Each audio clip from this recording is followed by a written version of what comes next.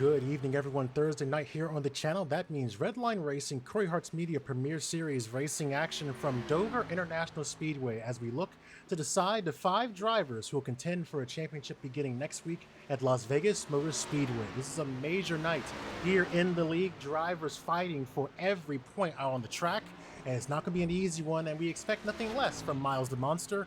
Cody, you've already been out there on the track. It's a hot one out there and not going to be an easy night for our playoff contenders. No, definitely not. Yeah, we made it hot. I mean, we enjoyed the hot last week at Atlanta. We brought it. I guess the heat just followed us to lovely Dover, Delaware. It's whopping 138 degrees right now out there, clear skies. So it's not going to get any cooler for these drivers. But I've been out there on the track, and honestly, it's fun. You can move around, you can place your car wherever. I mean, the track still is tricky with all its characteristics. Walls coming up on you, but definitely fun out there. It's definitely going to be a night where guys are going to have to be on top of their tire management to really be able to stay alive in this race and get a great finish, if not a win. Yeah, so many things we'll be watching, like that driver right there leaving the pits, Brody Gardner, one of the few drivers who enters tonight's race with a bit of a relaxed mindset, 60 points above the cutoff line thanks to that win back at Atlanta Motor Speedway last week. He now can enter and maybe swing around a little bit, try and get out there and get himself a victory, make it 8 this season. They've been relaxed for him, but some of his fellow contenders have some more work to do, and very close right there around the 5th position currently held by Cory Harts. Yeah, I mean, honestly, we should talk about Brody. We could just exclude him from the conversation about this battle because pretty much anybody from second on back, even you could say Storm Patterson has a long shot being 27 points out, are all in this hunt. Anything can happen. We seen last week when Jordan Kuntz had to take a provisional and he dropped from inside the top 5 to outside at -7. So it's definitely going to be a crazy night. Any wreck can screw someone, even if it's before the stage, even after the stage. So every point matters. Every lap led matters. Pole position matters. Stage points matter. So it's going to get intense tonight. And being that we have some tough competitors below that line, it's going to get tougher for the guys inside that line. So definitely look for a lot of hard racing. And while we talk about the playoff drivers, we have a lot of drivers that are not included in that top 10 who's just here for wins. So you got Brody and the guys that are in the playoffs that are just here going balls to the wall, and the other 9 guys in the field really just trying to mind their P's and Q's and come out of here in the top 5 points. Just under 90 seconds left in the practice session. Jordan Kuntz, who comes into this race needing to get the job done here to make it into the next round, the championship round that coming up short last season, sits at the top of the leaderboard with a solid lap time, now unseated by Nick Miller, falling down to second. Nick Miller now at the top of the board with a 23.80. Jordan Kuntz only 100th back with a 23.81. 23.84 for Brody Gardner, and further down, Malachi Drake there in 5th position. Cody Webster from the booth up there registering a 23.87, and 89 for Noah Allison making an appearance tonight. Landon Mills back in 7th with a 93, tied with Mitch Hobbs, and in Storm Patterson, Sartaj Mann rounding out the top 10, Blaze Brinkley, sitting on the outside of that group. Right now, and our defending series champion making another part-time appearance here, 24 flat for him, back into 12th position. But as we know when we're talking about Cole Williams, his pace on the track at any moment may not be indicative of his true pace during the race.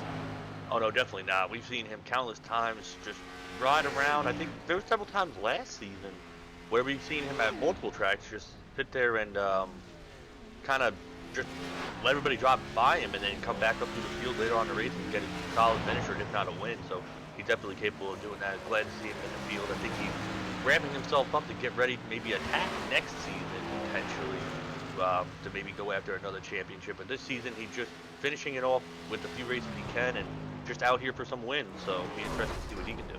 Always good to see our playoff drivers and our champions back in the field here for a night of racing. And now we'll turn our attention to qualifying here and see what these drivers can do once we go ahead and set the time trial phase of the session underway. And we're watching these guys get up to speed here. This track is not easy to get around. Let's go ahead and see if we can watch one of these drivers try and do just that. And we'll go ahead and follow along with, if we can get our eyes on them there because the camera is not cooperating.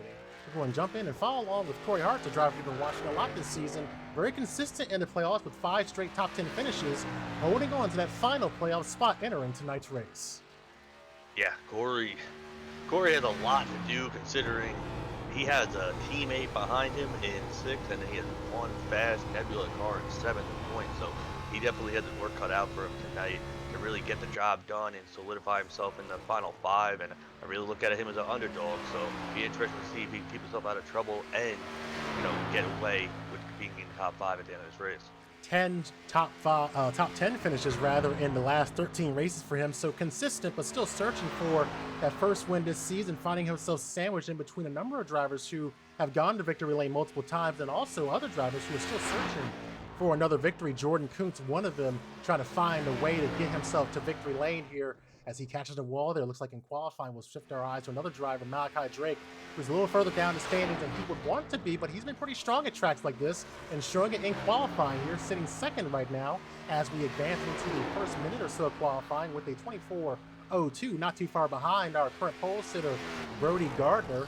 The 90 finds himself 13 points outside of the playoffs here, and kind of been an up and down playoffs for him with an average finish of 7.4, and his best finish coming way back at Talladega with a 3rd place finish. So a little bit more work out of him, and you start getting into that area where you are not controlling your destiny in a manner of speaking when you're relying on the actions of others on track to try and determine your fate.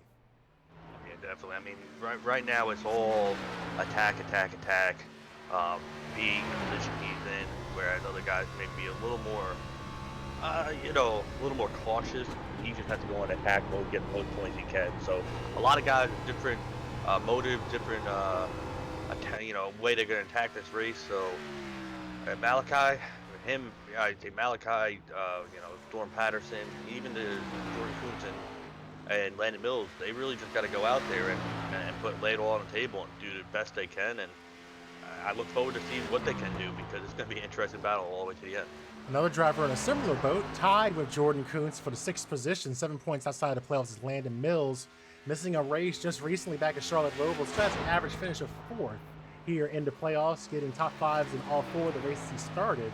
But that missed race really costing him there, as he now currently clocks in an 8th position in qualifying.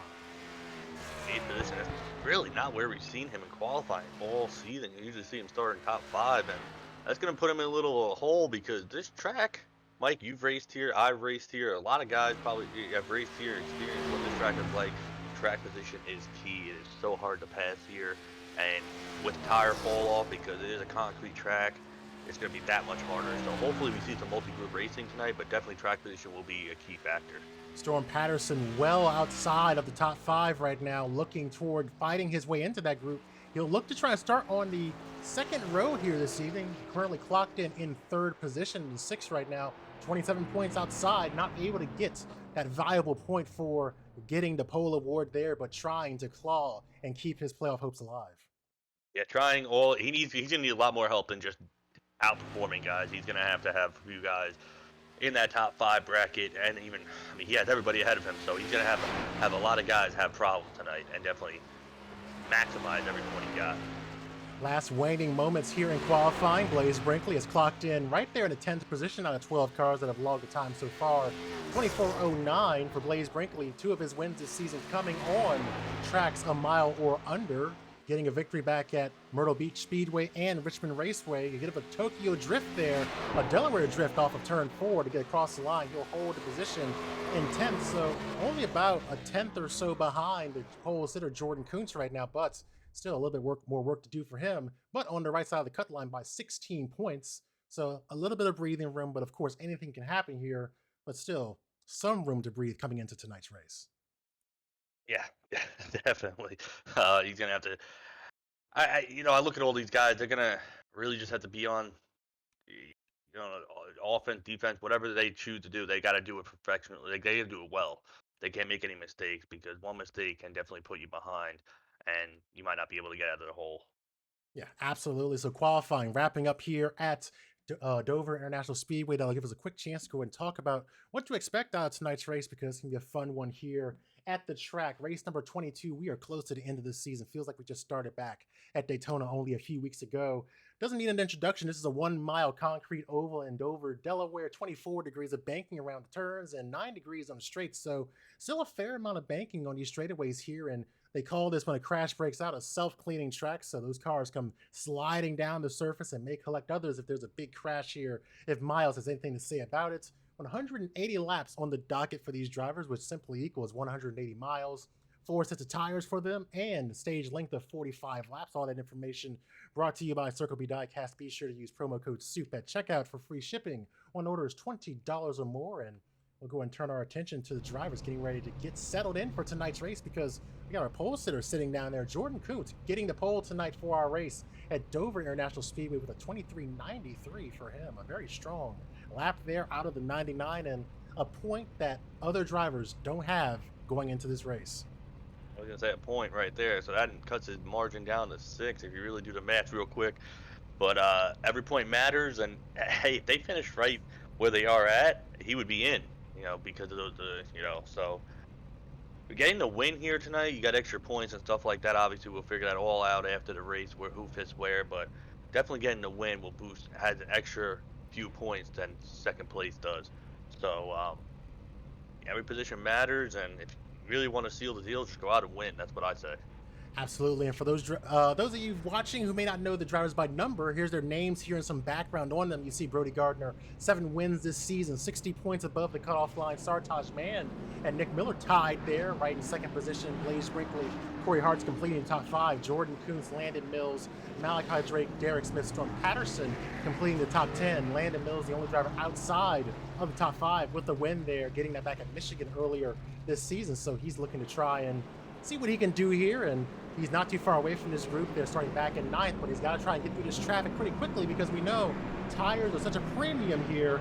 They'll fall off real quick, and you kind of get stuck around the cars you're racing, and it's so hard to pass. Absolutely so hard to pass, but it's going to be fun to watch, see where they run, how they attack, what line, how hard they push early, how hard they don't push early. It's going to be a lot to look forward to, a lot to watch, and at the end of this thing, we decide the final 5 guys. Absolutely. This race will determine who competes for a championship here next week, beginning at Las Vegas Motor Speedway. Miles the Monster has a thing or two to say about that as we get ready for the green flag here at Dover International Speedway. Jordan Kuntz looks to receive the green flag as we get ready to get underway. It's in the air and it's waving over the field. The round of 10 continues tonight.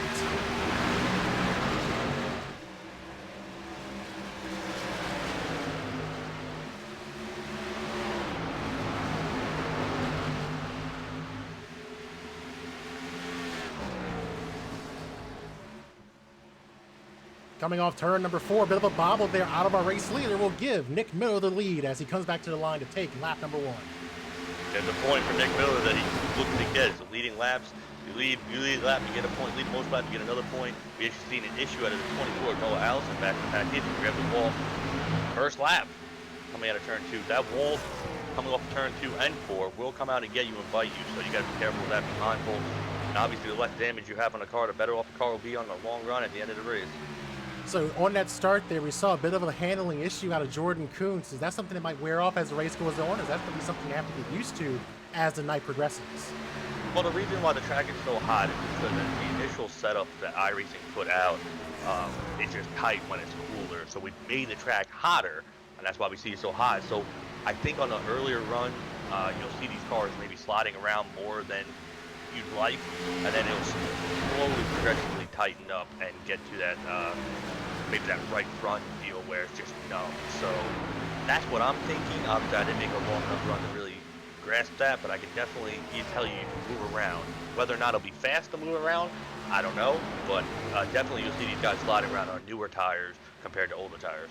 Nick Miller already clicking off laps led here. It's something he's been doing all through the playoffs. Very consistent run in the playoffs here, as he's already gotten 3 top 5s during the playoffs so far, with an average finish of 8.8. When we go back to his first race at Talladega, where he missed that event and finished back in 23rd position overall, but then was able to surge back at Richmond and subsequent races. Very consistent from him. That's why the average finish is not quite telling of his performance, but even when he's able to get out front, he's able to hold it there, but he's got some pressure coming from the 99 as his car begins to settle in. Yeah, I would say watch out for the 99. 99 definitely definitely, this is his favorite track. So if he's going to win anywhere, I feel like it would be here. And he's showing early on that he knows where to put his car, how to get it rotating in center. Because that's the biggest thing here. You want to almost diamond the corner. And you see him running a little bit higher center, but then he diamonds it off. He's going to look to keep the inside. Nick Miller shuts the door. He's going to do a diamond back and try to get the run back on him. As you see, just coming off the corner, he's just so much quicker than Nick Miller. So he definitely knows what line to run right now. And them two are actually putting a gap right now in third place, Brody Gardner. Great battle as Jordan Coons applies pressure to the back bumper of Nick Miller. And we see the rest of the field streaming in behind him, largely single file through this field right now. The battle for the lead continues, going down to turn number 1. Coons looking to find the opportunity to make the pass here. See him get right on the back bumper and then hide behind him there and just ride to the corner, looking for the next chance to make a move, because obviously this track is so hard to pass. You got to pick your time and make the move at the right time, because you could end up losing momentum, or even worse, causing yourself to collide with the car you're racing with. Yeah, these guys are racing really hard and actually putting a gap on third place. They actually pulled away by 3 times. It makes you wonder if Brody Gardner's not really not pushing his stuff right now, which could be the case. But they're pushing really hard and really pulling away at the same time, trying to figure out each other's line. And the last time by, we actually seen Nick Miller take Jordan Coons' line away, and maybe just copy what Jordan Coons is doing. Now Jordan really can't do anything with Nick Miller. So it's interesting. Maybe Nick Miller's just mirror driving and trying to put his car where Jordan Coons is to keep him behind, and it's working out right now. 0.2 of a second lead for Nick Miller over Jordan Coons, who has fallen back and starting on the front row after getting the pole earlier this evening. Brody Gardner holding that 1 position gain so far in the race, sitting in the 3rd position, likely on cloud 9 after getting that win back at Atlanta, a commanding victory and his 2nd straight at the track over the last 2 seasons. Yeah, so Brody definitely has nothing to lose. He's probably just learning, maybe just feeling his car out. I mean, he doesn't really have to push until the last 10 laps if he's in position, so maybe just keep his car clean. He's just out here for wins, like we say to a lot of these drivers, and until he has to focus to, next week going into the final round. So look for Brody to be very aggressive tonight. He has nothing to lose, and as he runs 3rd and then laps clip away, that's going to definitely solidify himself into the round of 5. So unless something crazy happens, Brody's going to be the first lock going into next week. So as we settle into what has been 12 clean green flag laps around here so far, does the question begin to arise of the possibility of a long green flag run once we get past the end of the stage at the end of 45 laps? Are the drivers likely already thinking this race could go green for a very long time over the course of 180 laps, or roughly I'd say 100 and probably 40 or so once we get back from behind the pace car? Do you think the drivers are already thinking about that and beginning to plan their strategy for green flag pit stop that may occur? If I was them, I would already plan that practice in practice the pit road entry, because we know, and I don't know how many people here are longtime NASCAR fans, but Mike, you probably know this, when Matt Kenseth ran into the tire barriers here and destroyed his whole entire front car because he just couldn't get it rode down on the road. This pit road is so hard. I believe one of the toughest pit roads to get on. So if I were the drivers, I would already practice getting on the road, because I guarantee there will be a mistake made by someone tonight. It is that hard. But to your question about long runs, yes. I mean, you see how clean it's going right now at lap 15. Everybody's pretty much getting solidified where they're at. I don't think I think they definitely need to think that long run. They need to also remember how to save their tires. So be interesting to see how it all plays out. Yeah, absolutely. That's one of the things I was kind of curious about, because when you look back at past races we've had here, you've had that long green spell over the course of a race, and then unfortunately you have that quick yellow that happens right in the middle of a pit cycle, or as a cycle is concluding and a driver is right there on the edge of things, affecting how the race finishes there, because just the way the pit stops were falling. So when I'm out there looking at this race, when I'm in the car or even in the booth, that's one of the things I'm thinking about. We're already 17 laps into this race, quickly approaching halfway through our current run. What does this mean?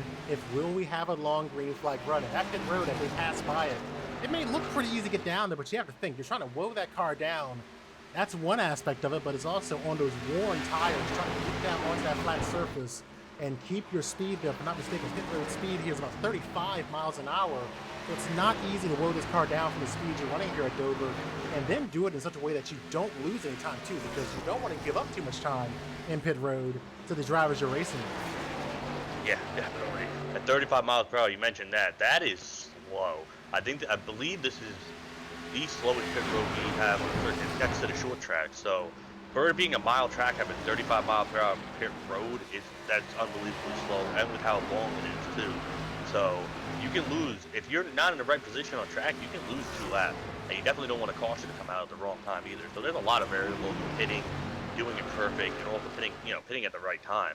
So I think these guys with the first 45 laps, obviously they can make it up to how short in mileage this stage is, but definitely they're going to be looking at tires and see how hard they push them and how, obviously how hard they can push them in the final segment of the race. Just about halfway, nearly halfway rather, through our first stage here at Dover. One driver who's running a little bit toward the back of this group, about 5 seconds behind race leader Nick Miller, is a 49 Sartaj man who had a quiet playoffs and a very strong and quiet run. It's kind of runs you want to have. You want to fly under the radar and then have people turn their heads to see you part of the picture there. Sitting inside the top 5 right now, 19 points to the good, tied with the 19 of Nick Miller, the driver he's racing with right now toward the lead. You know, when you look at the 49, it's been a strong season for him overall. 1 win, points paying, and then, of course, that win back at Darlington in the All-Star race. 12 top 10s so far this season, and 58 laps led in a pretty consistent playoff season. Yeah, definitely pretty consistent playoff, and he's been there at the end all the time. The only flaw that I would say with him is he doesn't get those stage points. You're seeing it right now with the gap that he has behind. He's in 8th place, almost 2 seconds behind, just 8th place alone. It's going to be hard for him to get back up there and get some stage points, some valuable stage points, even though he's 19 above the cutoff. You look at the guys that are behind him in the points. They're running P2, P4, P5, P6, P7, so they're all getting more stage points than him. So I would say, if anything, he would definitely need to get on it and get some stage points, as he actually loses a position here to his Nebula teammate Cole Williams. Yeah, we just watched that happen there, and even Henry Tabor back there watching closely in that blue number 5 car, keeping his eye on the potential battle there. And you're seeing as he watched him come on turn 4, how those cars in the rear kind of just kick out toward the safer barrier there off the corner. That is just something you have to get used to running here at Dover International, and you come out and get you to. If you slap that wall too hard, you could end your day pretty well there. It's really riding a thin line, working off that corner to keep the car wound up, but also keeping it off that wall. Yeah, definitely. And actually, mentioning Henry Tabor, last week, I think, if I'm not mistaken, he got his best finish at 6th place, so he's been picking up speed as of late and obviously learning a lot. I know he's friends with a lot of these guys but he definitely got a great quality finish, running in that nice, it's like metallic blue, lovely look on the track. Definitely not a light. But it's not on the lights here, they don't got lights, but definitely a great finish for him last week, and you know, he's looking to just gain momentum like a lot of these guys going, you know, heading forward after this season and going to the next. But definitely a cruise to him. I forgot to mention it. Well, I wasn't here for the ending of the broadcast last week, but definitely a great race for him, and looking forward to see what he can do going forward. Battling right now, going down into turn number 3. He's got to the inside of him, the 24 of Noah Allison. This is a fight for the 12th position, but right now out front, it's still Nick Miller leading this race as Brody Gardner now moving into the 2nd position. Jordan Coates fading back as this run goes on, and now has pressure being applied from Landon Mills in the 4th position. Missed that. Brody Gardner getting by Jordan Coates. I question, was Brody just laying back, and it looks like he was, and Jordan Coates maybe burning his stuff. Here comes Landon Mills, and these two guys, 3rd and 4th, they're tied. They came in tied for points, and obviously they're both looking to do the same thing. So they're gonna, if they both want in, they're both gonna have to leapfrog 2 people, and that's a tall order considering a lot of these guys are hard, tough racers, and they give it their all. So it's gonna be a nail biter, but definitely still a great run for both of those guys. Quietly in the top 4. But right now, you can see the cream ride to the top, and Brody Gardner's trying to go after Nick Miller right now as he runs P2. To watch this battle begin to unfold here as they work down the backstretch, but a driver they're all battling right now. Landon Mills and Jordan Kuntz is that guy right there. 57 of Cory Harts, we talked about in qualifying. kind of where he's running right now and kind of what he needs to do. He's a few positions behind these drivers he's racing, holding on to that final playoff spot by only 7 points entering tonight's race. Yeah.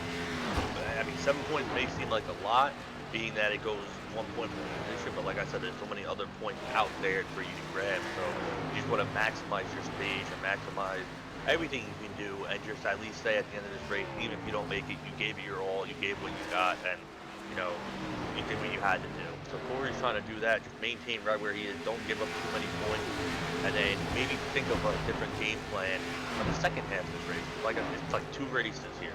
45 laps, you get like a little taste of what the warm run will be, and then go into the second part of the race, and then you really find out what you can do and what you can't do. He's gotten top 10s in 10 of the last 13 races, so very consistent for him, but he is still searching for that first win of the season, coming up just short back at Daytona. The start of the season, like that Tyler Papalardo went to victory lane there, so still searching for that little bit more is that car right there. He does have a second place finish also at Lucas Oil Raceway, but finished nearly 1 lap down to Brody Gardner, who eventually went to victory lane, one of his 7 wins this season. Yeah, so actually Cory Harts is actually looking for his first ever Redline win, so you know, he's been searching, he's been around for a while, so hopefully one day he'll pan out, maybe tonight, and anything can happen, but he's gonna have to beat a lot of guys up front that are strong right now, especially Nick Miller.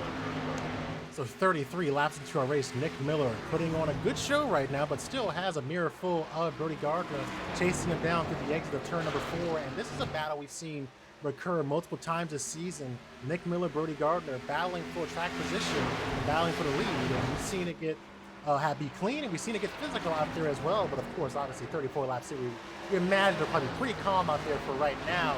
Obviously, we're not going to hopefully see anything too crazy happen at this juncture, likely just feeling each other out as we settle into this long run and look toward the end of it as we get 45 laps into the stage. We'll get the green and white checkered flag and get behind the pace car and kind of reset things, get some information, and get ready for the dash to the end.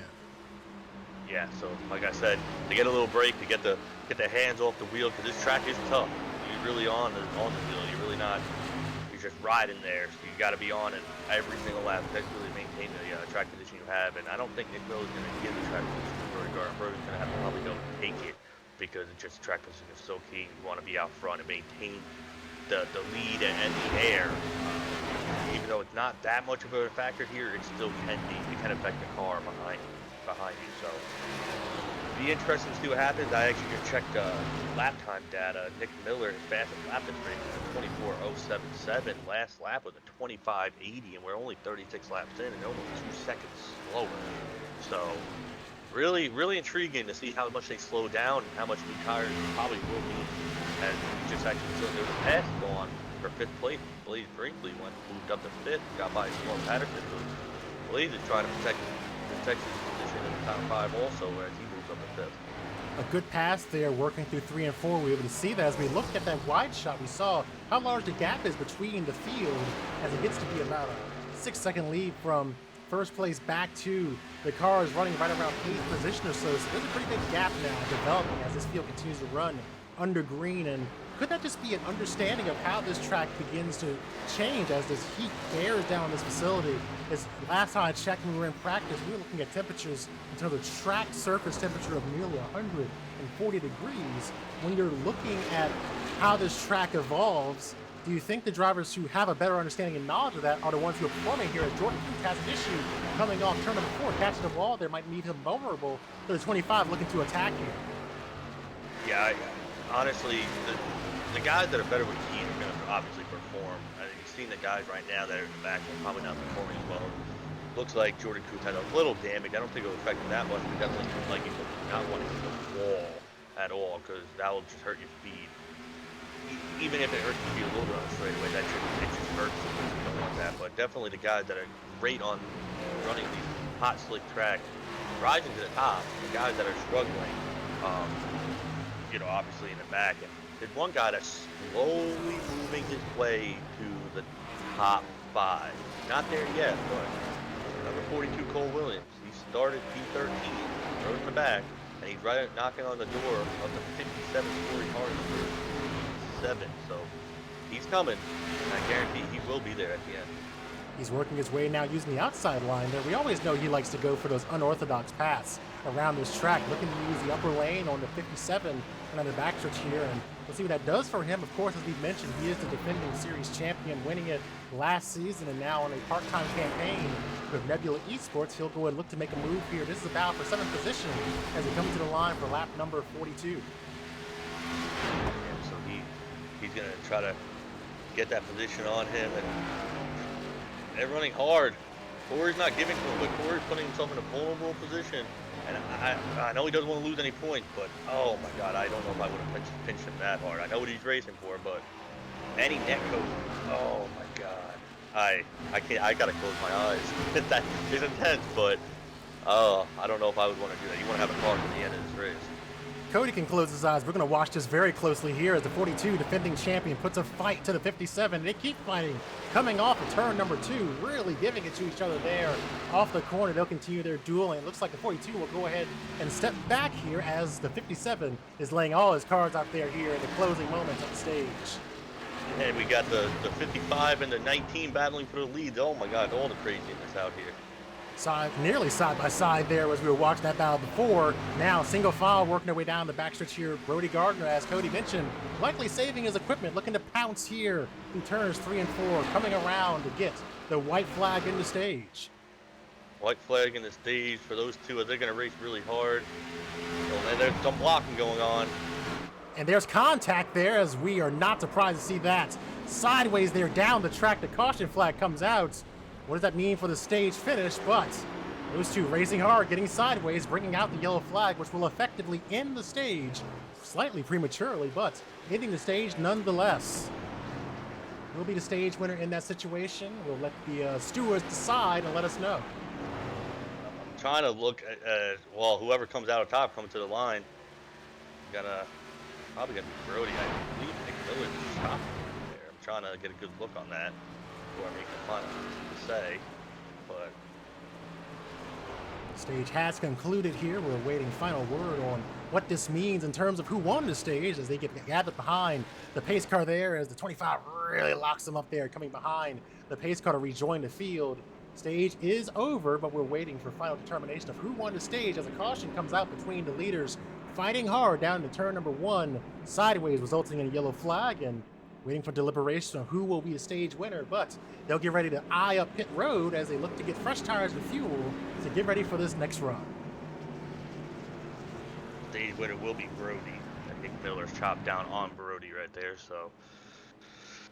Oof, man, what a crazy one. So Brody Gardner getting the stage win there, an exciting one, and you know, not surprising what we've seen these drivers do, putting up a fight all the way to the end, and Brody Gardner named the stage winner as we now turn our attention to pit road and getting service there. So we saw 2 hotly contested battles during the closing moments of that stage. We saw the battle break out there right inside the top 10 there between Cory Harts and our defending champion Cole Williams, and then of course we saw the battle for the stage win between the 19 and the 55. We talked about how close they had battled before and how content, I would say we've seen some conflict there and fights for real estate. We'll go ahead and put it that way at different races during the season, most notably going back to the battle we saw at Nashville Super Speedway where Nick Miller went to victory lane. Yeah. They're teammates. Well, kind of. But he did admit fault. I've actually chatted with him right now. He knows he chopped. He tried driving it deeper, chopped him. So hopefully no hard, lost feelings there. Just so unfortunately, maybe Nick Miller, if he was going to drive it in deeper, should have drove it in deeper, more on the outside, and not put himself in a situation. Because now Nick Miller has to fix that damage, and that's going to put him behind. And even though he's 19 and good, just just got up there in the stage points. It's it's still back there. Anything can happen. So I think the best thing that happened in that situation was the fact that we saw the drivers kind of back off there a little bit and just not continue to stay in the gas and fight extremely hard for that position. What was good was we didn't see that traditional snap back to the right and just a hard impact into the wall. So when we look at the 19 passing by us here, right in between turns 1 and 2, the car looks relatively unscathed, and that's a good thing for him. And now he'll just need to adjust and get himself back realigned to try and get back to work and get to the front here after leading so many laps during that one and only stage. But as we talked about leading up to the green flag, it's so hard to pass here, and now you have to do all that work, use that rubber to try and get back to the position that you were in, and then try and now get yourself set up on your strategy, because we could see a long green flag run here. Even though the stage caution was coming out that next lap, technically that was our first caution for an on-track incident. We went nearly 46 laps without an incident there. Yeah, I'm actually trying to, while I was doing all this, figuring out caution, stuff like that, I was actually just trying to figure out tire wear, and looks like some people wrote there. Cole Williams, right front 67, right rear 73 in that amount of lap, and that was the best. People are a lot lower. Mitch Hobb back in the pack, 55, 65. So these tires are definitely wearing a lot. It's going to be interesting to see if they get another long run and they go longer than that, because tires can blow even before they get to 1% or 0%. They can blow if you put too much heat in them because of the heat you have on the tires. So I don't know how hard they're going to race, but restart's going to be interesting because they haven't been on new tires in 40-something laps. Brody Gardner will lead him back to the green flag here. Jordan Kuntz in second, Landon Mills, Blaze Brinkley, and Cory Harts top 5. All drivers who are fighting for a chance to contend for a championship starting next week. Cole Williams in 6th, Storm Patterson, Henry Tabor, Noah Allison, and Mitch Hobbs back in the top 10. Drivers who made their quick stop on pit road, Malachi Drake, Aaron Brown, and Nick Miller making a splash during the most recent time past pit road. So looking like fuel strategy also being considered here as well as we look to get the green flag here and back on new tires. The 55 will look to try and drive away, and we get back underway here at Dover.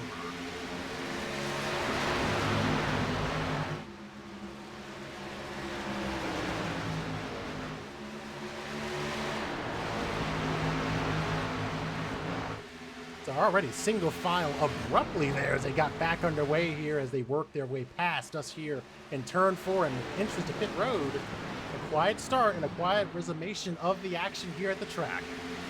Yeah, quiet start. I think they got single file quickly because Blaze Brinkley actually hit the apron almost to left 45 and Landon Mills. That was close to both of them, but as Jordan Kuntz goes ahead and takes the lead over Brody Gardner. So Jordan Kuntz to the lead, and he's going to actually lead his first lap of the race if he needs to lead lap 1. An important point for him here. He's already got 1 point to his credit for getting the pole in tonight's race, and any points he can get when it comes to stages, leading, and all that will help here because he comes into this race with a bit of an omen over his shoulder. Last season, going into Texas, he was in a similar situation, needing points to get into the championship round, coming up short at Texas in the night-to-day race there, and now fighting to try and keep his playoff hopes alive.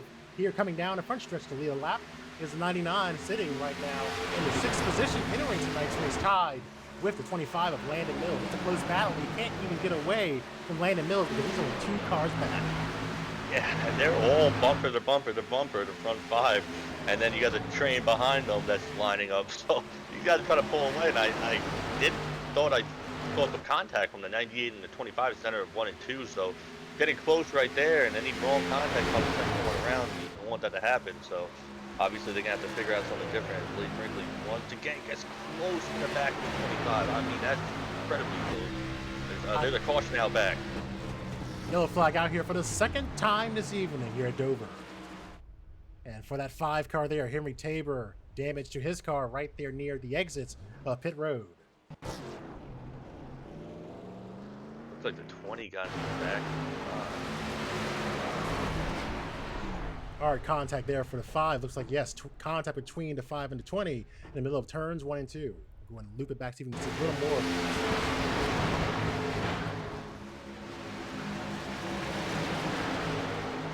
Need just a little bit of contact there right in the apex of the corner. Hard impact into that outside wall for the 5.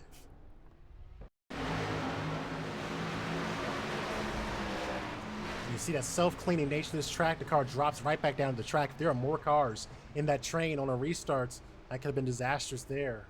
A lot of damage there to the 5 as we get back to live pictures. He'll make his way onto pit road here. Not many takers on pit road this time. The 89 will head down with a few others, including Malachi Drake, Aaron Brown, making a stop here as well.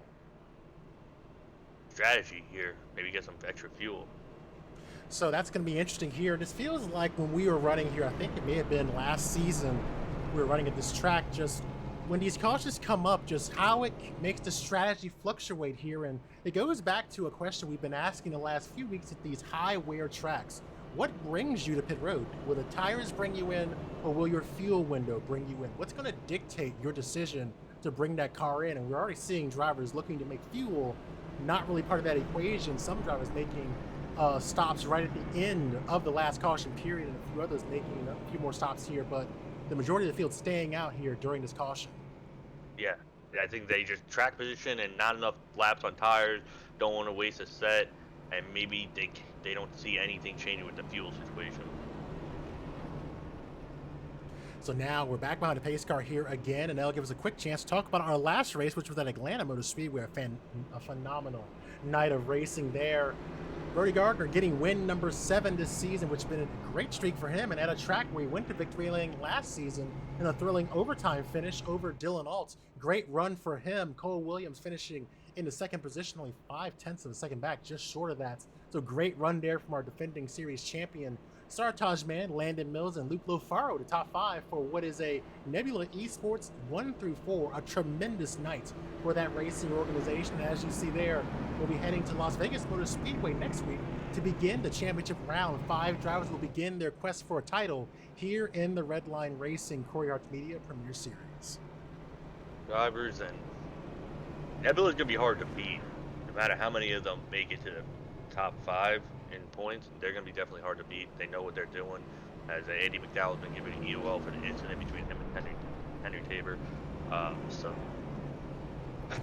he's going back to the pack. He's going to join Nick Miller back there, who just got an EOL recently. So now a lot of different strategies, but definitely talk about Nebula and their 1-2-4 last week, impressive, and I just think they're going to be just that impressive in the final 5, the final 3 races in the top 5 points. Again, another thing that jumps out to me is just the fact that we're seeing Cole Williams be part of the picture in these races. He had made some starts earlier in the season and some bad luck striking there, but when he has been able to make runs, he has finished very well in those races, including this race back at Atlanta Motor Speedway, finishing in second, and now as they run, sitting inside the top 10 again in the 42 car. So it really begs that question of what if he was here for the full season campaign? Would that just be another force to be reckoned with for Nebula in this field? Definitely. I think Cole definitely has pace to keep up with Brody, if not it's faster than Brody. So he would have been, I mean, we could say the same thing about Parker. Parker probably would have ran away with it. A lot of guys that come in and run kind of this part-time schedule but come out and really show their pace definitely could have been a threat and could have shook up this whole entire order that we're looking at right now. But you know, they're here for a part-time basis. If they show up, you know, for a different season, they're definitely going to be a threat then. So it'll be interesting to see what happens in the future. Absolutely. So right behind the pace car here, this track is always so fun to watch racing action. We'll get back under the green flag here momentarily for lap number 59. Jordan Kuntz will be the race leader when we get going here. Brody Gardner in second, Landon Mills, Blaze Brinkley now making his way into the top 5. Corey Harts sitting there as well. Cole Williams back in 6th, Storm Patterson, Sartaj Man, Nick Miller, and Sartaj Man, Mitch Hobbs, Nick Miller completing the top 10. Andy McDowell and Malachi Drake, Aaron Brown, the top 13 as we look to get back behind the green flag condition here at Dover. It's proved to be an interesting one here. A couple of quick cautions here back to back. Let's see how long this green flag run lasts. This time, we're back underway on lap 59. Already looking to try and pull away here and get some gap on the field, at least through turns 1 and 2 is Jordan Kuntz. But hot in pursuit is Brody Gardner. Yeah, Brody Gardner's not going to let him get away too quickly. And I know he wants that lead so he can control this race, and he's going to do everything he can to try to get by. Jordan Kuntz says, everybody single file, back again. We saw them racing really hard down the backstretch. I think Nick Miller and Sartaj Man engaged in a bit of a heated battle there down the backstretch on the restart. That's cooled down, and now everyone's single file off the exit of turn 2 down the backstretch here. And now we might see a battle for the lead as the 55 peeks to the inside going into turn number 3. He'll slide up. Won't be able to get there this time. Yeah, so I was trying to actually say last time when we were watching the race and before the caution came out, I was actually trying to mention these guys get single file O&T contact. Hard contact there, right into the path of a couple of our playoff drivers. A 19, heavy damage there. Big impact there onto the track. We are still green and the caution flag is out there. As we saw, the 98 gets sideways there and a lot of damage there to the 19. And that is what happens when you end up going to the back of the field and getting stuck where you really probably didn't have, where your pace would not have had you being placed. So the 19, a lot of damage to his car, and Blaze Brinkley damaged that car after a crash right in the middle of turn 1. And we talk about how this track just brings those cars back down to banking. That's what happened there as we look at the replay. Look at the replay. The caution coming out late there, so we'll have to rack it back manually here since the iRacing caution came out a little bit later there.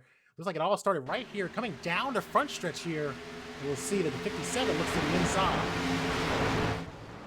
Some contact there that sends the 98 right into the wall and into the path. A couple of cars there. Looks like 19 and 20 chain reaction into that incident. They will manually rewind it there because the caution came out a little bit later than the incident. From a different angle here, down into turn number 1. There goes the 98 sideways there. We'll slow it down. You see the 19 really nowhere for him to go there. Storm Patterson trying to slide by and just the 19 and the 20 piling in there. Trying to snake his way through it, and the 90 to the outside of that incident. We'll jump back to our live pictures here. Actually, trying to figure out who to call this. Trying to see who to call it caution on. It's a really tough decision right now. Well, I'll let you process that right now. Jordan Kuntz first off pit road. Here as we're back behind the pace car again for a couple of early on-track incidents now, putting us and slowing the pace down a little bit in this race. As now drivers make their way out of pit road. Jordan Kuntz was out first, Aaron Brown second, Malachi Drake out third, Nick Miller, who led a lot of that race, that opening stage. A lot of damage to his car right now as he sits on pit road. That is him and the 19 in the second stall behind the group as the leaders make their way off of turn 4 just behind him. And I'm going to go MIA for a second while I go try to figure this out real quick as far who the caution's on. So just going to figure this out while we're under caution. So right now we're behind the pace car again, coming to lap number 64. Out front right now is Brody Gardner leading this race after getting the position on Jordan Kuntz. Landon Mills second. Cole Williams up 10 spots tonight into the third spot. Sartaj Man, Cory Harts completing your top 5. Storm Patterson, Mitch Hobbs, Jordan Kuntz, Aaron Brown, Malachi Drake. That trio I just mentioned last on pit road about a lap or so ago after making pit stops there. As we're now seeing the pace this race slow down after what was a very clean opening stanza. It was first 45 laps with our stage there ultimately going to Brody Gardner in the 55 after contact between the 19 and the 55 going into 1. Ended that stage basically, I'd say 25% of the way into that lap before he would have gotten the green and white checkered flag. So with that ended up putting Nick Miller in the back of the field after receiving a penalty there from the stewards. And as I was alluding to and kind of got twisted up with my words, when those situations happen, you end up being put in positions where your car really didn't belong. It's kind of you're in traffic when your car was actually among the leaders in the race. And we saw kind of wrong place, wrong time for both Nick Miller and Andy McDowell as that contact between Blaze Brinkley and the 57 of Cory Harts resulted in a crash. And we go back to that concept that this track has, that self-cleaning nature. That 98 just fell back down the track like a rock right into the path of those other two cars. And you saw everyone else further back in the field scrambling to get out of the way, including the likes of Aaron Brown and one of our playoff drivers, Malachi Drake. So Miles Demonstrator is making his voice and feelings present into this race as we look to get back underway here on lap number 66. The leader, Brody Gardner, still leading this race with Landon Mills in second position, Cole Williams third, and Sartaj Man fourth, with Storm Patterson completing the top 5. So at least 4 Nebula cars here inside the top 5. I know they have alliances with other drivers, so that may play a factor here as well. Further back, Mitch Hobbs, Jordan Kuntz, they were on pit road, specifically Jordan Kuntz was last on pit road during this caution period. Aaron Brown, Blaze Brinkley completing top 9, Cory Harts in 10. Malachi Drake is 11th, and 1 lap down apiece is Nick Miller and Andy McDowell. Boy, has the tables turned. We're not even halfway yet in this race. Not even close to halfway yet. The pace car making its way in. The field will be back under the control of Brody Gardner, something you said often this season because he led a lot of laps here as we get back underway. Green flag is out. He'll get a nice jump here. The battle for second will get underway already. As you see pressure coming from behind from Nebula onto Nebula, working through turns 1 and 2. It'll solidify momentarily when they exit the corner and down the straightaway here. Looking to the low side on Landon Mills is Sartaj Man. Great battle behind them. Sartaj Man, where did he come from? Now he's trying to race inside the top 2. This is crazy. He just avoids adversity and he's trying to get up there and make his name for the top 5. Brody Gardner missing his mark there through the corner. Thought he was trying a different line to see if there's any grip up there, but that was really up the track for him. He'll get it back gathered up, and they'll continue to battle for position behind them. Single file now, and they work through turns 1 and 2, and then behind them, it's a traffic jam here in Delaware. A bunch of cars racing for what looks like the 4th position. Yeah, they're racing really hard, and some guys actually decided to take tires. I think Jordan Cruz is one of them, which is interesting. I don't really think they had that many laps on the tires. Aaron Brown tried to shove it pretty wide, but Cruz not to do that behind them. But Jordan Cruz, I think, has fresher tires, so it'll be interesting to see what happens. Jordan Cruz last on pit road during that caution period, looking to take advantage of what likely is fresh tires for him there. He had a lengthy pit stop there. It's a second, so maybe fixing some of that damage he got during the first stage while he had a bit of a gap between the drivers who didn't come to pit road. And it looks like it's paying off for him because now he is applying the pressure to the back bumper of the 25 of Landon Mills. That proximity racing driver looking speedy here for lap number 69. That is nice for the owner of that team, Cory Harts. Yeah, definitely nice. And Jordan Cruz is trying to do everything possible, be off strategy, do something different, have better speed. We know he's good at short run. Long run, he's turning. Look at the outside of Landon Mills, just can't get the while down on the outside there. Outside is really tough, guys. Obviously, we see it there, but Jordan Cruz is going to look to the outside again and try to do a crossover, maybe coming off the corner. He has the run. Will he peek to the inside? Looking. Will he get there? Not yet.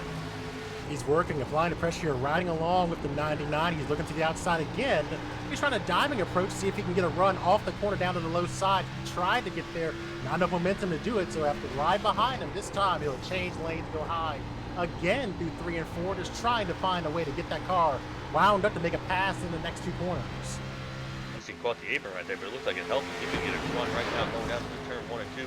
Landon Mills sees him there, probably going to let him pass. He does. Now Jordan Cruz up to P3. Oh, actually, no. Here comes Landon Mills looking to the inside. Wow, what a crossover move by Landon Mills. Hard racing here down into turn number 3. It'll continue through this corner. Now single file for the first 4 cars as Brody Gardner leading this race. And now his Nebula teammate, Sartaj Man, right behind him in the 2nd position. Yeah, Sartaj Man trying to apply pressure right now. This is the best we've seen Sartaj Man all night. And he's right there, so he's looking to pounce on Brody Gardner at Jordan Cruz. Like, okay, guys, battle, so I can get there. Riding along with the 49 here, right behind his teammate. Again, as we talked about with Sartaj, it's been a great season for him in that 49, and looking to build on it here. Still has 2 wins this season, 1 points paying win. That coming back at Martinsville Speedway in the regular season. Non-points paying win was the All-Star race at Johnson Raceway, so he has a knack for getting up there and running well at these really difficult up-on-the-wheel tracks. And now he is up in the mirror of the 55 as they race down into turn 3. Jordan Cruz still looking on the outside, trying to find the speed. He might get a run here on Sartaj Man. He gets a huge run. Will he take it? He's looking.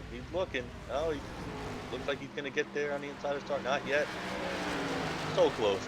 He wanted to put it there. He just probably wouldn't have had the exit, or probably wouldn't have made contact with Sartaj if he would have took it. Great battle down into this corner for the 2nd position. Outside line being run by the 99 is where he's been a lot this evening. Fighting to keep that momentum on the outside. He's going to try and pin down the 49 and shut down his momentum. And that's what that move does. It keeps you from getting up there and closing the door. The fight will continue down into turn 1. The 99 trying to get clear of the 49 off the corner here and trying to surge to catch the 55. Yeah, he's actually got a huge run right now. Brody Gardner think about blocking it and chose not to. So here comes Jordan Cruz looking the outside. He's running up there, but he's definitely making it work. I don't know how much tire he's burning, but I don't think he cares right now. He's trying to go back to the lead.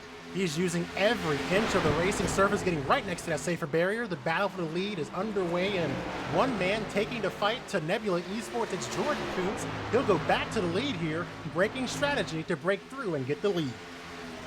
He has to do something different. We definitely seen it there, and he's making it work. As he goes to the lead and maybe try to set sail on the rest of the guys, that now he has fresher tires, and this might set him up for the long run.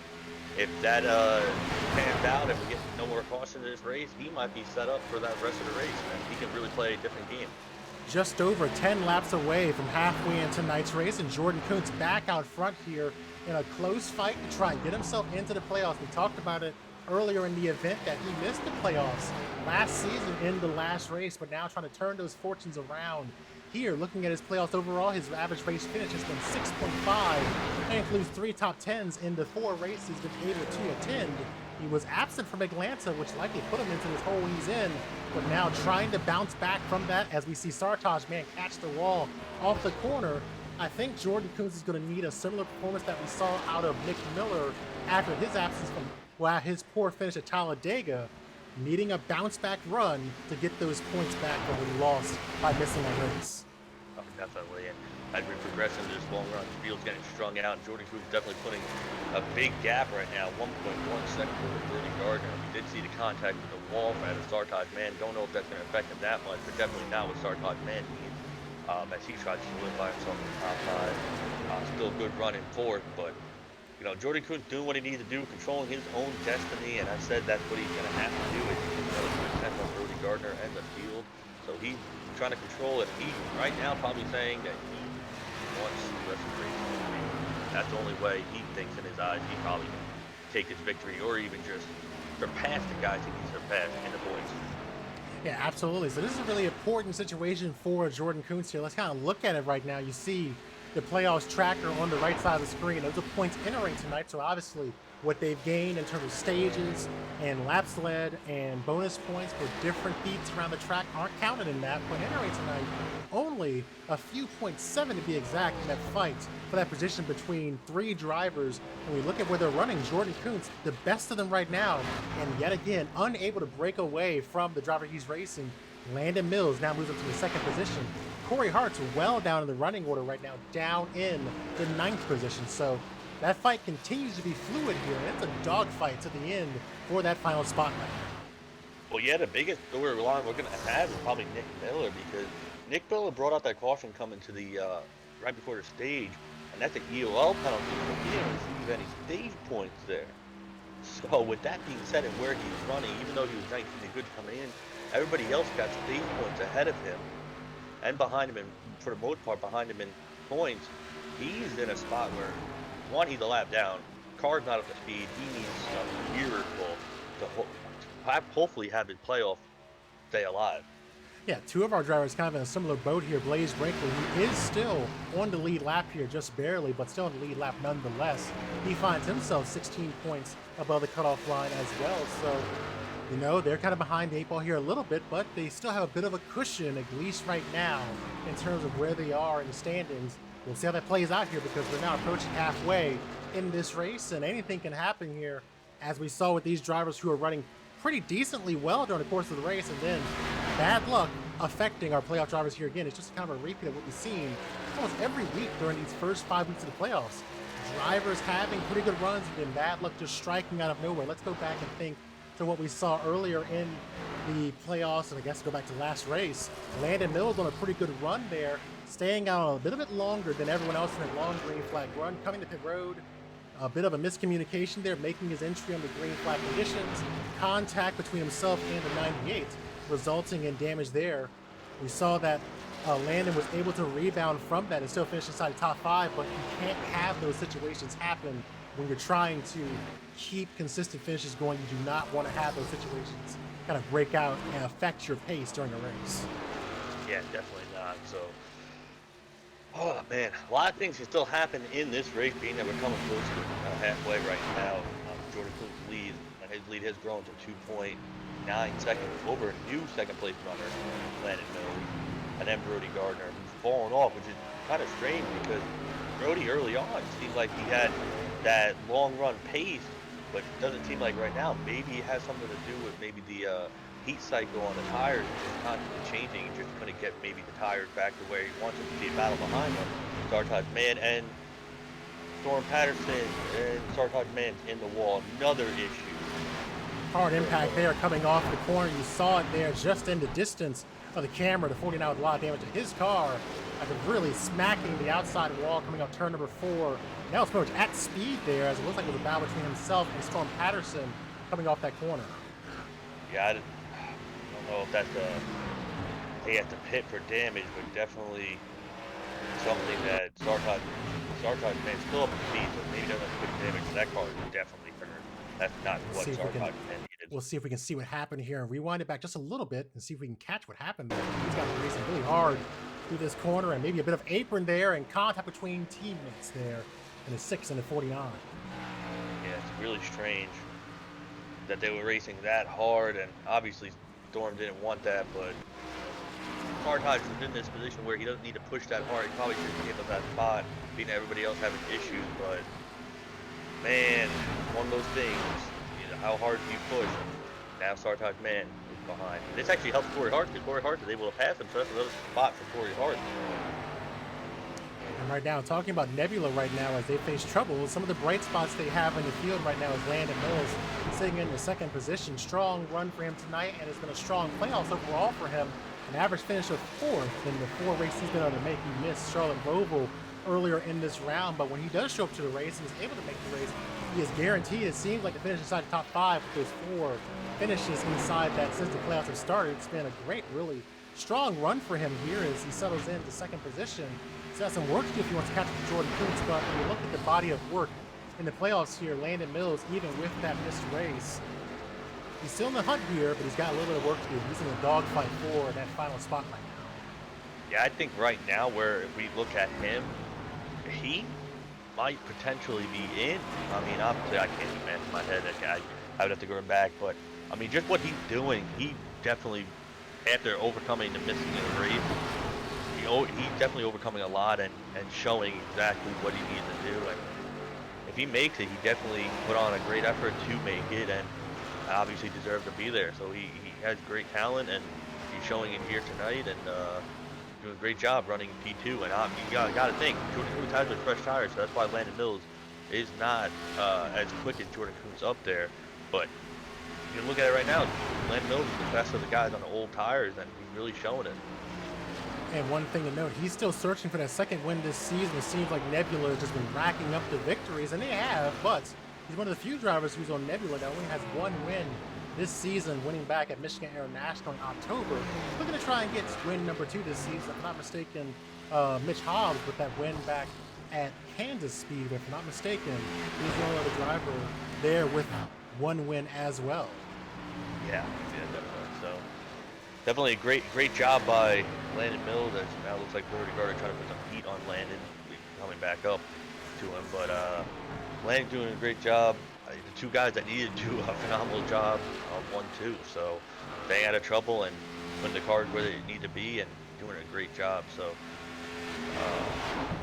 we got a little less than halfway in this race. Still a lot can happen, and I believe we still do have at least a pit stop left in these guys. Absolutely. Right now, approaching the century mark in tonight's race in terms of lap count.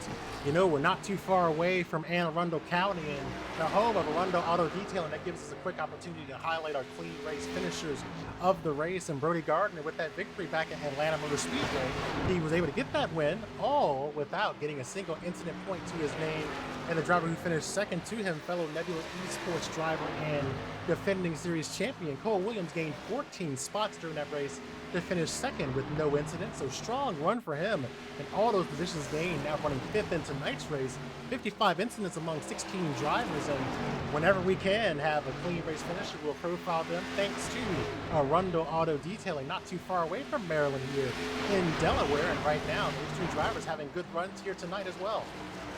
Yeah, having great runs. And Cole Williams, kind of like we've seen him up there, restart up in the top 6 last time, and just really hasn't went anywhere. He's actually looking to battle with his teammate Storm Patterson here shortly for P4, but definitely really hasn't seen that spark yet. Maybe he still thinks something might happen for caution-wise, not really pushing the issue, but if there is no caution, he's 8.2 seconds behind. So he has a lot of work to do to get it back up front. Absolutely. Watch this battle begin to evolve here between the 6 and the 42. Looking at the running order right now, a number of our drivers who are part of the playoffs find themselves 10th or worse right now. You got Sartaj Mann sitting there inside the top 10, and then Lays Brinkley, Nick Miller, 11th and 12th, respectively. What's notable about that is they come into tonight's race above the cutoff line. Some maybe a little more comfortable than others, but certainly not the way they would look to try and build momentum toward the first race of the playoffs, which when we start that round next week, it's going to be at Las Vegas Motor Speedway, when we get the Championship 5 round underway, and then Iowa, and concluding at Homestead Miami Speedway. A lot of fun tracks coming up, and difficult track, and I love Homestead, so I cannot wait to see what that track brings, outside, inside lines, everywhere, because you run anywhere at that track, so that's definitely going to be fun. But definitely a lot of great tracks coming up, and they're not easy. So I think any one of these guys in the field currently can go out there and win at any of those tracks. So it'll be tough competition, and it'll be definitely fun to watch. A driver like Brody Gardner, who has been extremely strong on these different types of tracks, especially these 1.5 mile ovals. When we recount the wins he's gotten this season in that 55, he started off the campaign winning at Chicagoland Speedway, then going to victory lane at Watkins Glen, following it up with the win at Loudon, and then getting back-to-back wins at Lucas Oil and Auto Club before winning the regular season championship at Charlotte, and then going back to victory lane after about 4 races at Atlanta. So if you look at the trend there, while they're kind of different tracks, you got the short tracks, the big 2 mile ovals, the road courses. Notice the trend there: Chicagoland, Charlotte, Atlanta, getting the wins of those 1.5 mile ovals, and there are 2 of them in this final round. So I'm sure the 55 may be licking his chops here, much like he's doing in his potential battle for second as they settle into this long green flag run. So these next 3 races could be very beneficial to a driver like Brody Gardner, who's been very strong on the intermediate circuits. Definitely can be beneficial to him, but you got to remember, next round, everybody's even. No one, he doesn't carry those bonus points, nothing. So any slip of a race can really cost you. And Brody didn't have that cushion to lean on, so he had to be really on his A game going into the next 3 races. He is on a tremendous hot streak here, 9 straight top 10. That goes all the way back to the last part of the regular season. And in that streak, there are 4 wins as well. As I mentioned, those 2 wins back at Lucas Oil Auto Club, the win at Charlotte Motor Speedway, the oval configuration, and then obviously his win last race at Atlanta Motor Speedway. So it's really been a tremendous season out of Brody Gardner. And I have to ask this question. Last season, we saw just the sheer dominance of Dylan Alt there in the 42, for much of that season in the 40 when he changed numbers. With him not in the field, it really seemed like things opened up, and we've seen a number of different drivers win, but we've still seen 1 or 2 really take the reins of the series, and Brody Gardner is one of them, Nick Miller as well in terms of wins. Not having a driver like Dylan Alt here changes the complexion of the race, but I also think it raises the skill level and strength of the drivers here and forces them to step up their game even when those really competitive drivers aren't in the field. Oh, definitely. And you know, I enjoyed having Dylan Alt here, and even like season before we had Vicente Salad, a number of others that were just dominant. I enjoyed having them, but you know, they definitely put on a tear, and then when they're not here, these guys really just show their talent. And you know, Brody was fast last season, and you know, not to discredit anything, you know, he did. I mean, obviously Dylan was quicker, but Brody really turned it on this season, able to take the reins of pretty much what Dylan Alt was able to do and run with it. And you know, we always see it. Some guy just clicks, and obviously the Xfinity car with these intermediate tracks really clicked with Brody Gardner, and he's really been able to put on a clinic and showcase his talent, and he continues to do that. Absolutely. So he's sitting on the podium right now on lap number 110 out of 180. Still a long way to go here at the Monster Mile, Dover International Speedway, but a good run nonetheless, looking to keep that streak alive and bring it into the double digits and try and make it 10 straight top 10s here this season. Right now, Jordan Kuntz still out front here, well ahead of the group, about 3.6 seconds ahead of Landon Mills and roughly 4 seconds ahead of Brody Gardner. And the gap gets really deep further back. Only 8 cars left on the lead lap. The last car on the lead lap is Cory Harts back in the 8th position. Yeah, Jordan Kuntz really put on a clinic, but I've actually noticed he kind of just really hasn't pulled away since he got to about a 3.7-second lead. He actually been just hovering around that gap. So maybe he's monitoring it, not pushing it as hard, or maybe he's tired wearing out, but definitely got the gap he needed and put a distance. So now he controls his own destiny with pit road when they do have to pit. And that's the question: when do you pit? Because when was the last time these guys were on pit road? So the last time most of the field came down to pit road was right around lap number 46. Some drivers did top off during some of those recent pit stops. Aaron Brown now heading into the pits here. Not sure if that's a scheduled or unscheduled stop for him. He was one of those drivers who topped off right around lap number 62. Jordan Kuntz as well pitted on lap 62. So kind of seeing a divergent strategy here in terms of drivers on the track right now. But when you look at the field, look at those front three drivers. Jordan Kuntz last on pit road, lap 62, lap 46 for Landon Mills, Brody Gardner, and Cole Williams. So anything these guys could be pitting anytime soon if they want to split right down the middle, because they're definitely coming up on obviously halfway on the fuel, and maybe even the tires have definitely gone the longest for the guys that haven't pitted past lap 46. A solid night right now shaping up for the driver of the 89 as things continue to run here inside the top 5. Right now he's gained 10 spots tonight, so Mitch Hobbs having a good showing here for Nebula Esports, which has been a great night for them as well. A lot of their drivers doing well that have been bad luck striking that team as well, but overall a good night for Nebula again. He finds himself inside the top 5 with 10 spots gained tonight, the most of anyone so far. Trying to think, when were we going to see someone pit? Aaron Brown actually retired from the race. That's why he pitted. I think he hit the wall a few laps early when he went a lap down, or got passed by a lead lap car, and he hit the wall a ton. So I think his car was just toast, and he just parked it for night. So that's why he came down pit road. But as far as the race leaders, when will they pit? Who will be the first one? I like to assume Landon and Brody will, and how soon after would Jordan pit? Seeing a couple drivers in the tire tracks of the 99 right now. Going another lap down will be the 90 that Blaze Brinkley profiled his issues earlier in the race. Ahead of them, about 5 or so seconds between himself and the 99 is the Cory Harts machine back in 8th. So Blaze Brinkley now 2 laps down. Sartaj Man 1 lap down here as Nick Miller makes his way into the pits, currently pitting from the 11th position.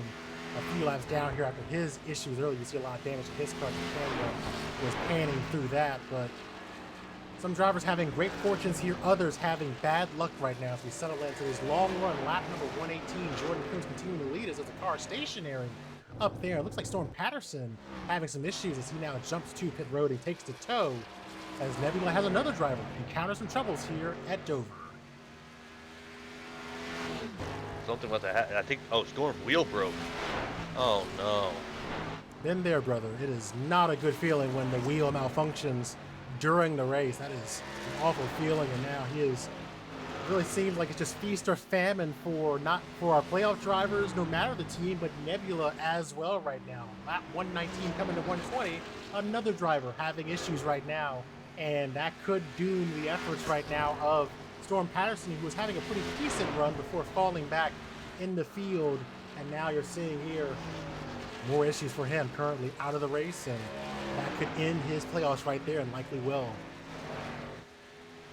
That's tough for Storm. He was actually having a great run. Like you said, just obviously, stuff happens.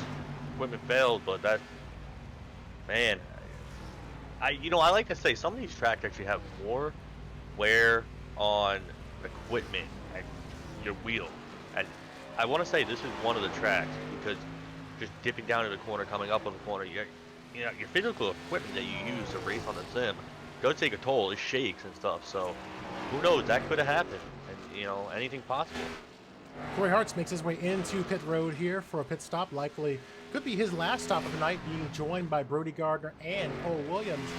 You see the tire smoke there. Hopefully he got down to speed and got in safely, as this could be pivotal pit stops there. We know Brody Gardner comes in pretty comfortable in tonight's race, but he was right there in the thick of what could be a battle for the win here. So this is the money stop for these drivers right now. Money stop, and Jordan Kuntz did not go down pit road. I mean, he had a 3-second gap, but still not going down pit road. Likely trying to get himself into his own window right now as he continues to pace around this track track, lap 123 through turn number 2. He'll lead. He's been out front a lot this evening and has been able to avoid a lot of the trouble we've seen drivers get into here over the course of the evening. He'll go ahead and bring his car down the pit road, a very comfortable, gingerly entrance in the pit road, and he'll slow it down there. Landon Mills coming in hot right next to the safer barrier. And keep our eye on these guys making that entry. This is not an easy pit road to get down into, and you're seeing these drivers really push it to try and get in there.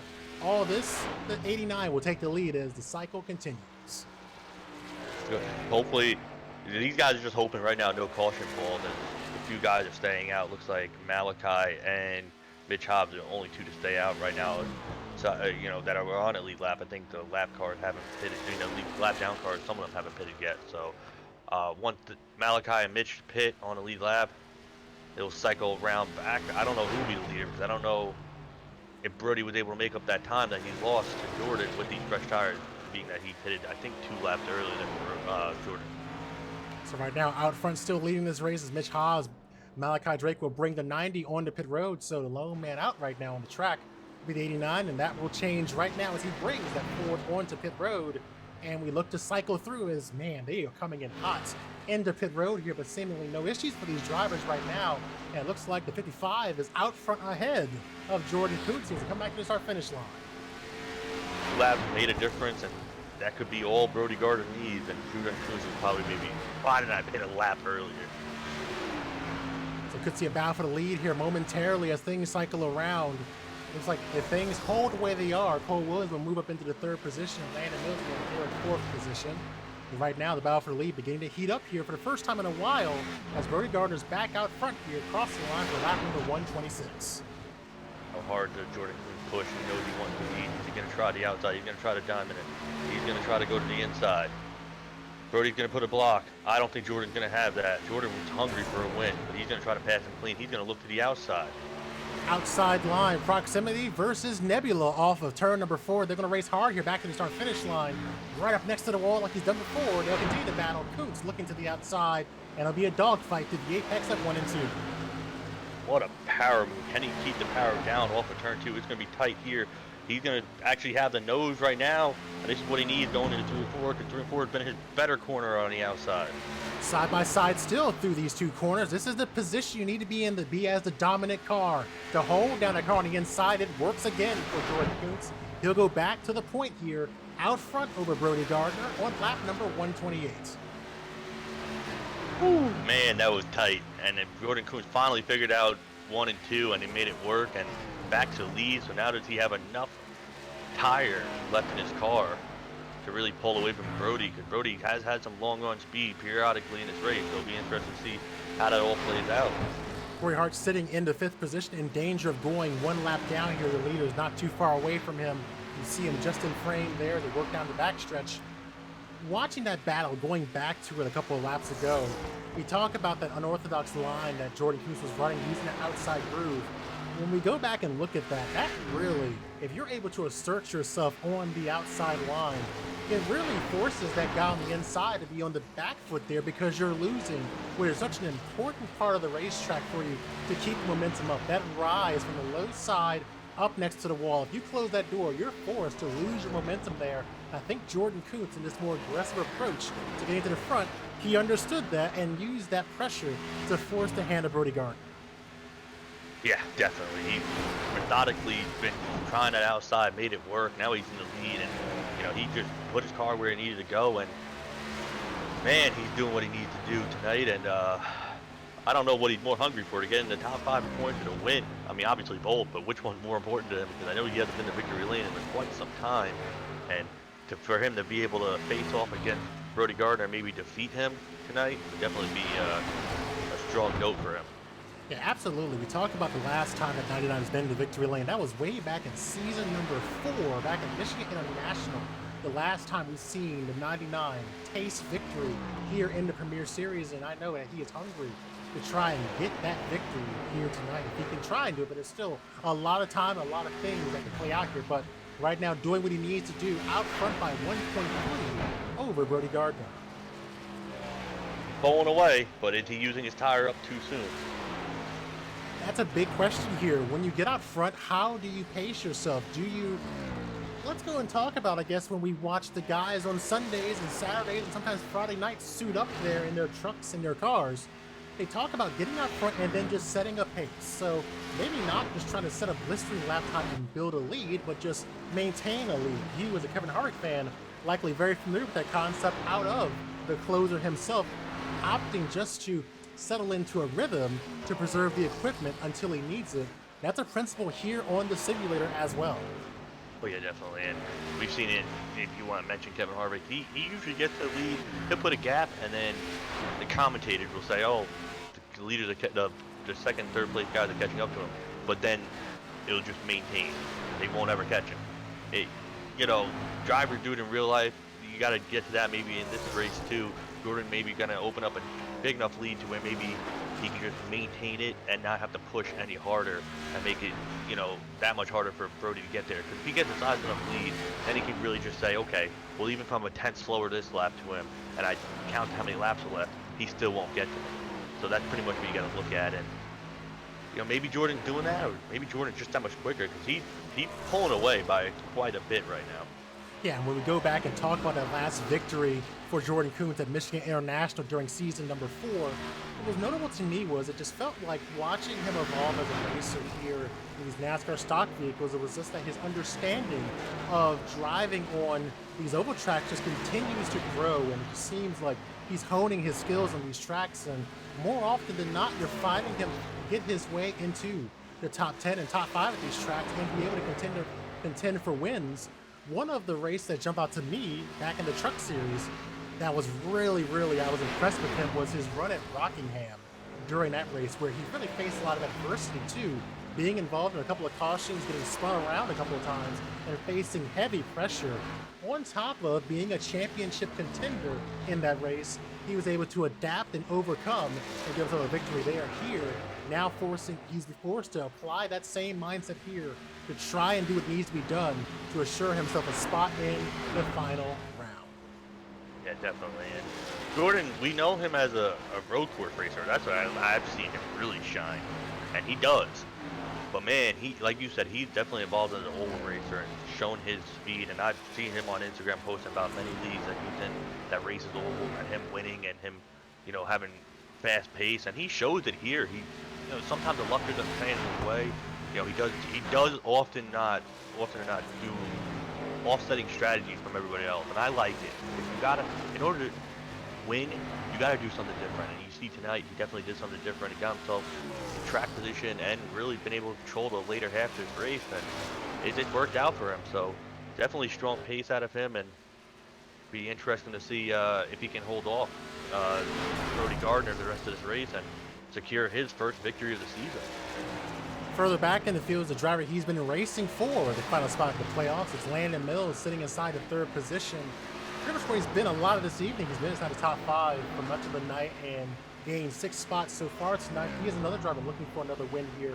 Last victory coming also at Michigan International Speedway this season, though, back in October.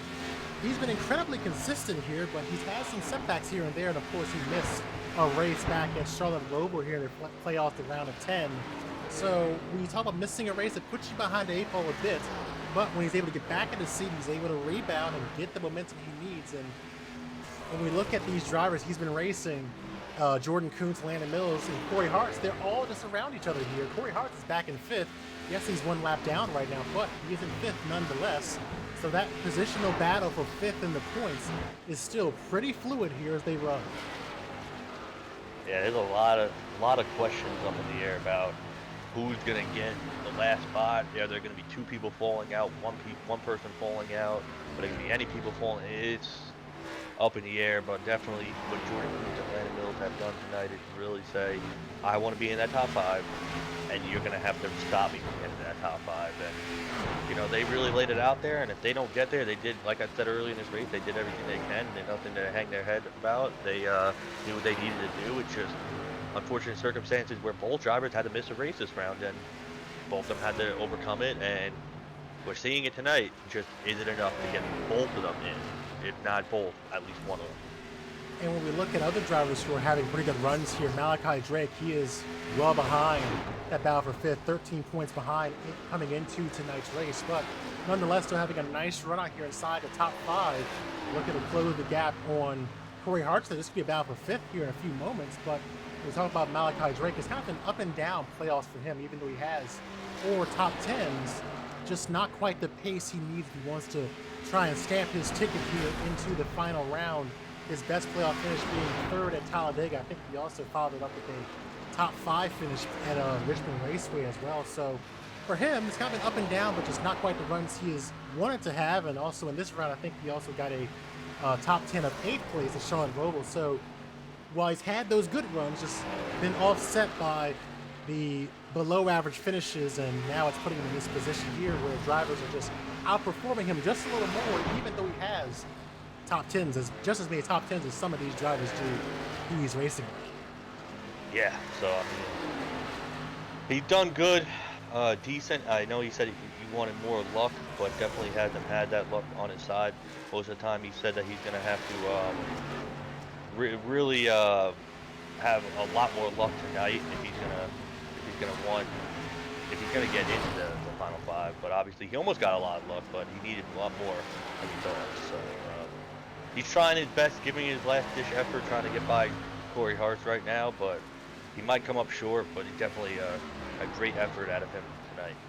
Absolutely. Lap 148 still leading this race is Jordan Kuntz in the 99, Brody Gardner, Landon Mills, Cole Williams, the top 4, and then you get to the first car 1 lap down. Cory Harts in the 5th position as we profile. Could be a battle for that spot momentarily between both the 57 and the 90. The driver who is also having a good night here inside the top 5 is one who had a great night back at Atlanta last week as well. It's the 42 of Cole Williams. There's some damage there on the front of that car, but still inside the top 5 here in the 4th position, has gained 9 spots so far tonight, and now takes the title of most positions gained here as Mitch Hobbs has fallen back into 11th, having gained roughly 14 or so during that most recent run, staying out there leading a lap or so.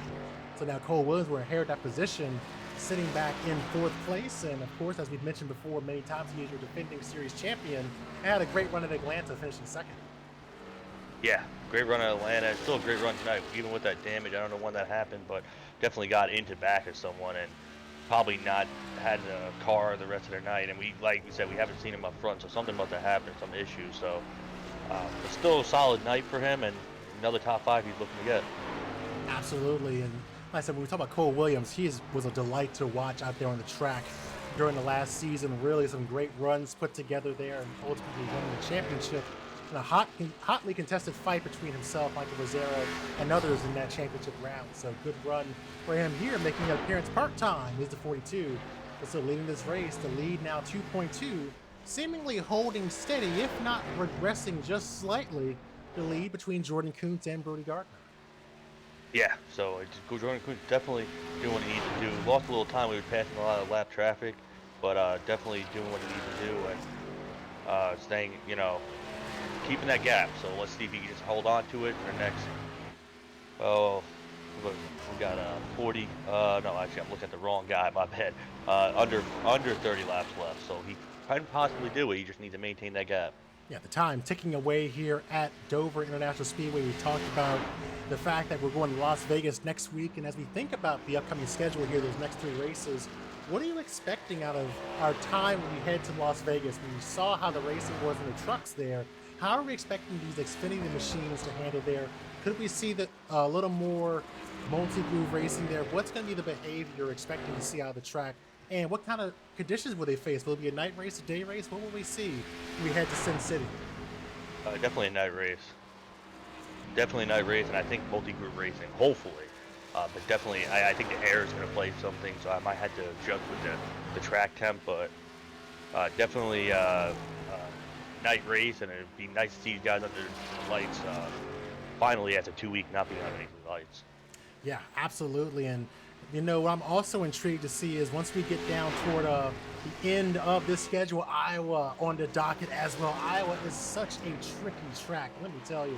I personally love running at Iowa. It's one of those tracks, it's sort of like Richmond in my opinion, but the lines are a little bit different because you're running up there next to the wall and you're trying to close the door on that outside run. It's such a difficult track to pass at almost like Dover here, if not a little harder. So when we go there, I'm looking forward to seeing what the aggression level will look like out of the drivers, because obviously we'll have a better sense of what the playoff picture looks like at that point. As Cody mentioned, they'll be coming in level into the championship round. So that cushion that many of these drivers have received thanks to these stage points wins and things like that evaporate going into this next round. So that really is going to apply pressure here.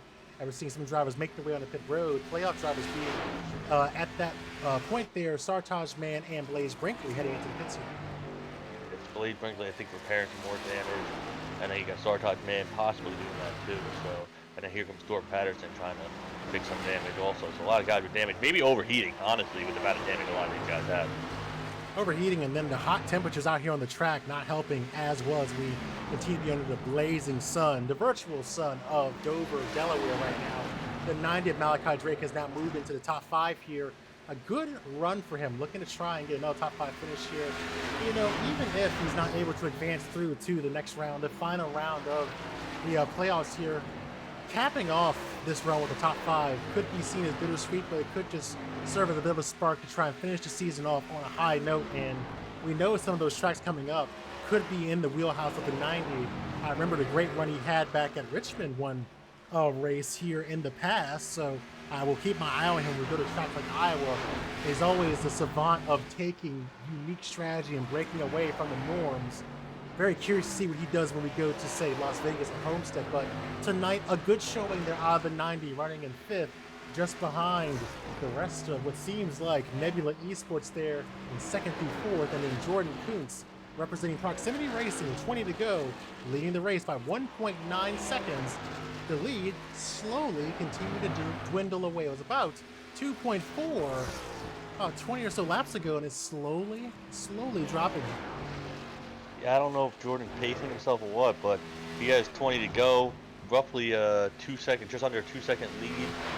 Oh man, he's gonna have to really pace himself, as Brody Gardner matched him that lap. So he's doing what he needs to do. He just needs to monitor his gap and not lose any time. I know lap traffic has been really hard on him, but he has clear track for the most part ahead of him. So he just needs to maintain the gap and don't make any mistakes. You know, make it a lot harder on Brody Gardner. Yeah, absolutely. And the other thing to factor into this is you're starting to see a battle maybe for 2nd position as well, which for Jordan Kuntz, that's what he wants to see. He wants to see these guys start racing each other to help add to his cushion. So for Brody Gardner, could this mean he has to play offense and defense here, fighting off the advances of the 25 and try and gain position and time on Jordan Kuntz? So really, between a rock and a hard place is the 55 right now with 18, now 17 to go. Yeah, definitely. Does he want another win? I mean, that would be, what, his 8th win of the season? I know he wants it, but he said he was going to lay it all on the line, but I don't know if he has enough to get there. He's losing. He actually lost some time to Jordan Kuntz. Now it's back to 2 seconds, so Jordan definitely has some stuff left in the tank, maybe just monitoring the gap, and he's going to be coming to 16 to go this time out. Down to the inside and clear goes the 25 of Landon Mills. So now back into the 2nd position. Cory Harts on pit road here, making a stop here at the end of the race. So remember, he was a lap down there and lost a spot to Malachi Drake during this long run right now. So that could have played a factor into his decision to come to pit road. But now Landon Mills will look to try and do what his teammate did just a few moments ago and try and close the gap down a bit. Right now holding at 2.1 seconds, coming to 15 to go. 15 to go, and does Landon Mills have anything to work with? Now it looks like Landon Mills is actually 10 quicker that last time by, so he might, but you got to go 10. You guys go like 2 tenths quicker a lap. Yeah, the clock is running out here. Even though there's 15 laps left, it's almost like when we went at Bristol, where we say it's a 500 lap race, but those laps will click by in a hurry.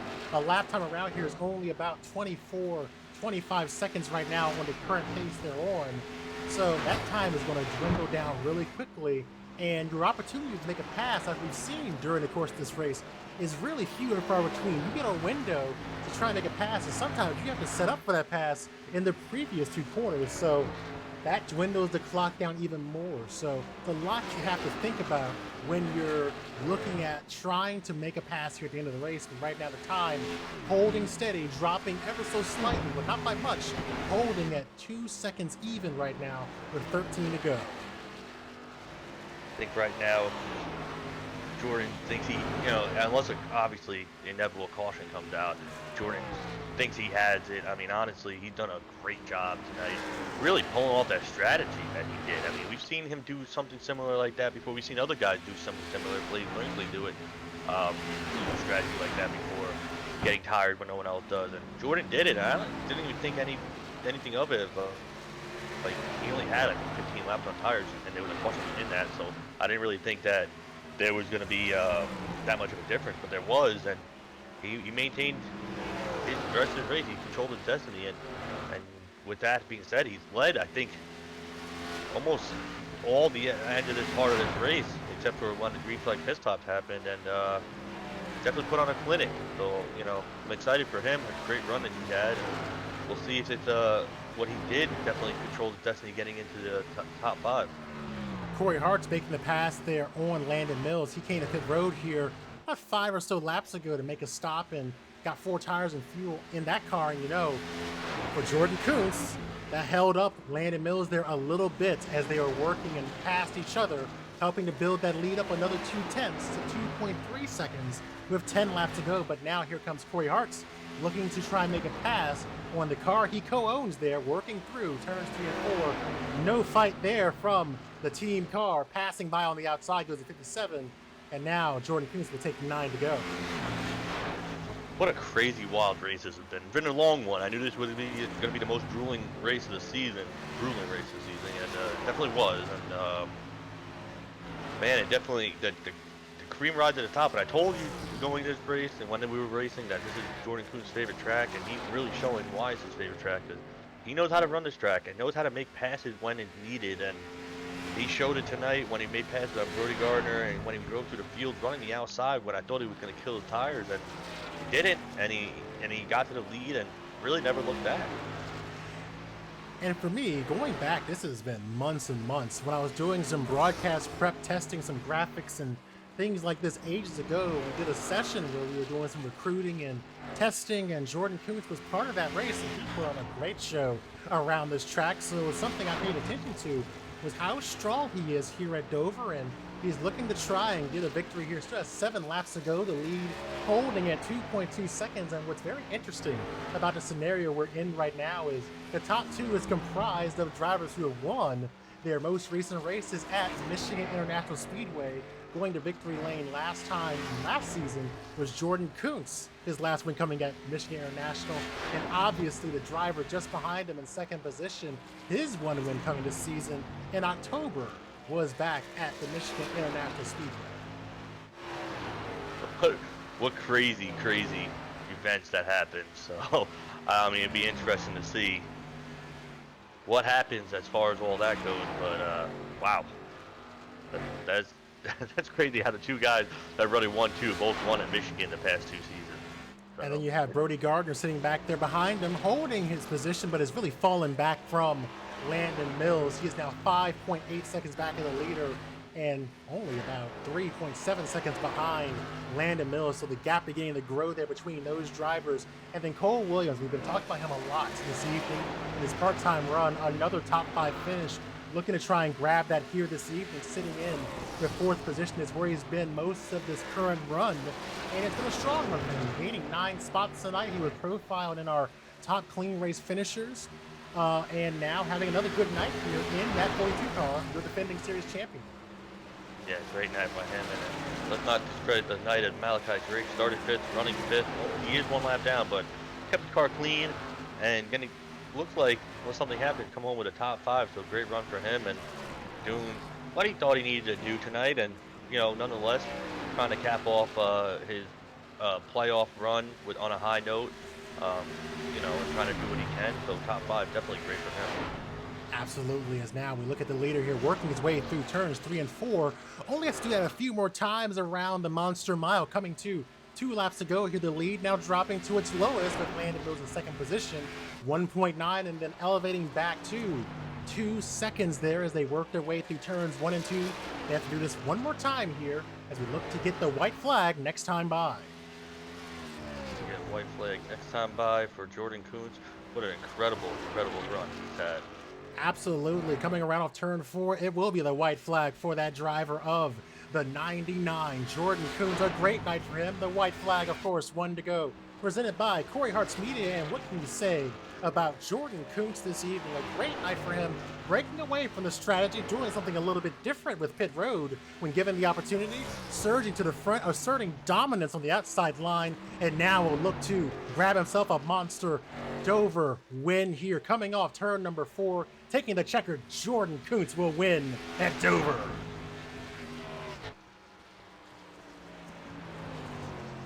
Landon Mills will finish in the second position. Brody Gardner finishing in third, and Cole Williams finishes fourth with Malachi Drake finishing in fifth. Wow, what a performance out of Jordan Coons. Absolutely there, getting that first win this season, and an important one for him.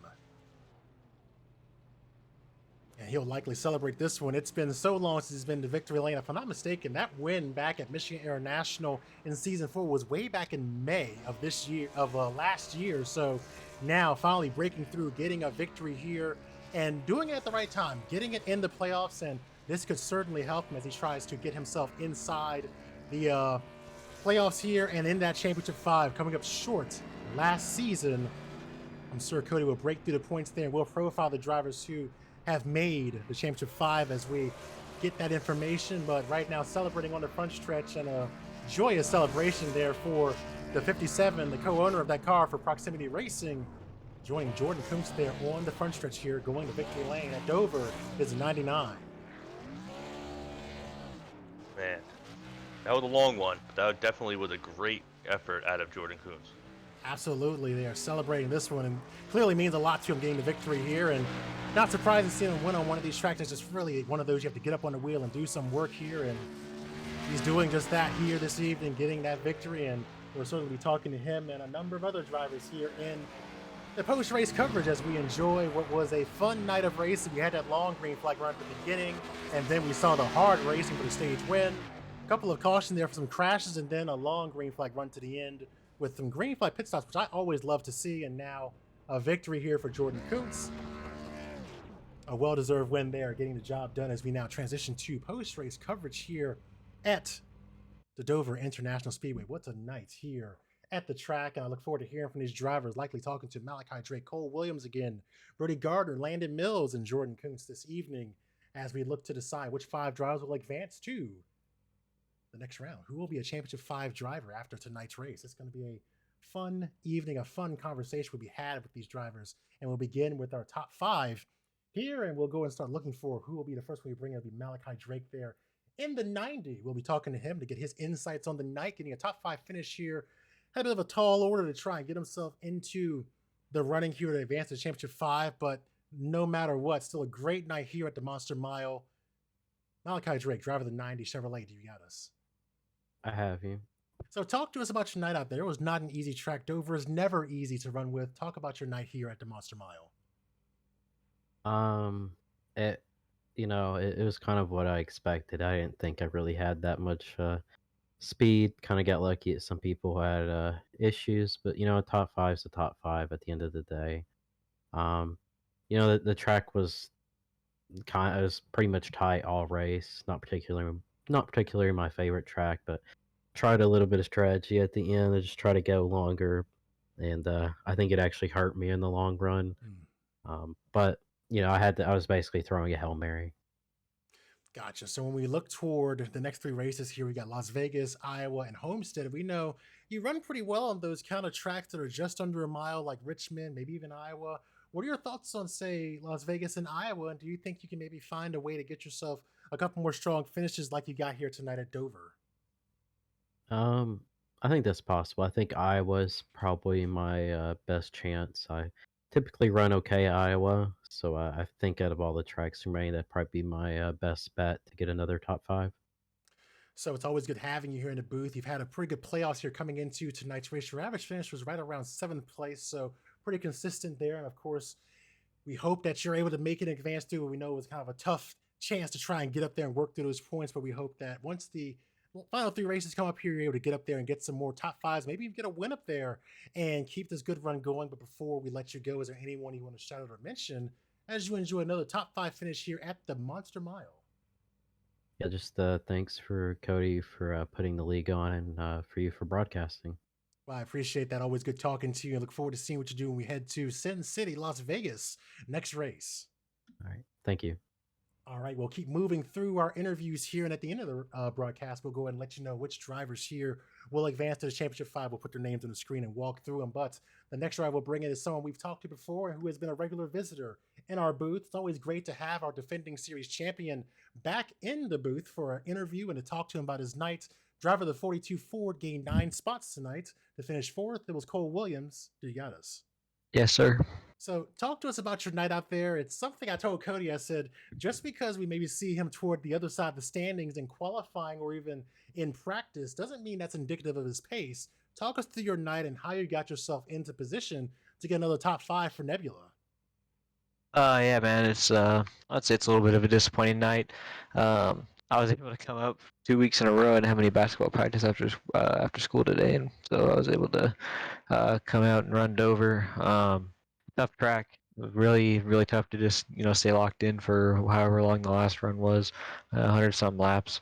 Obviously, there's people racing for playoffs and stuff. I'm out here just trying to go for a trophy and to have fun and race with the people that I know, and it was pretty fun. Regardless of what happened, I set myself up for a good position. I felt like I was on pretty good strategy. I pit with Brody. I really could only gone one lap more, which would have been bad.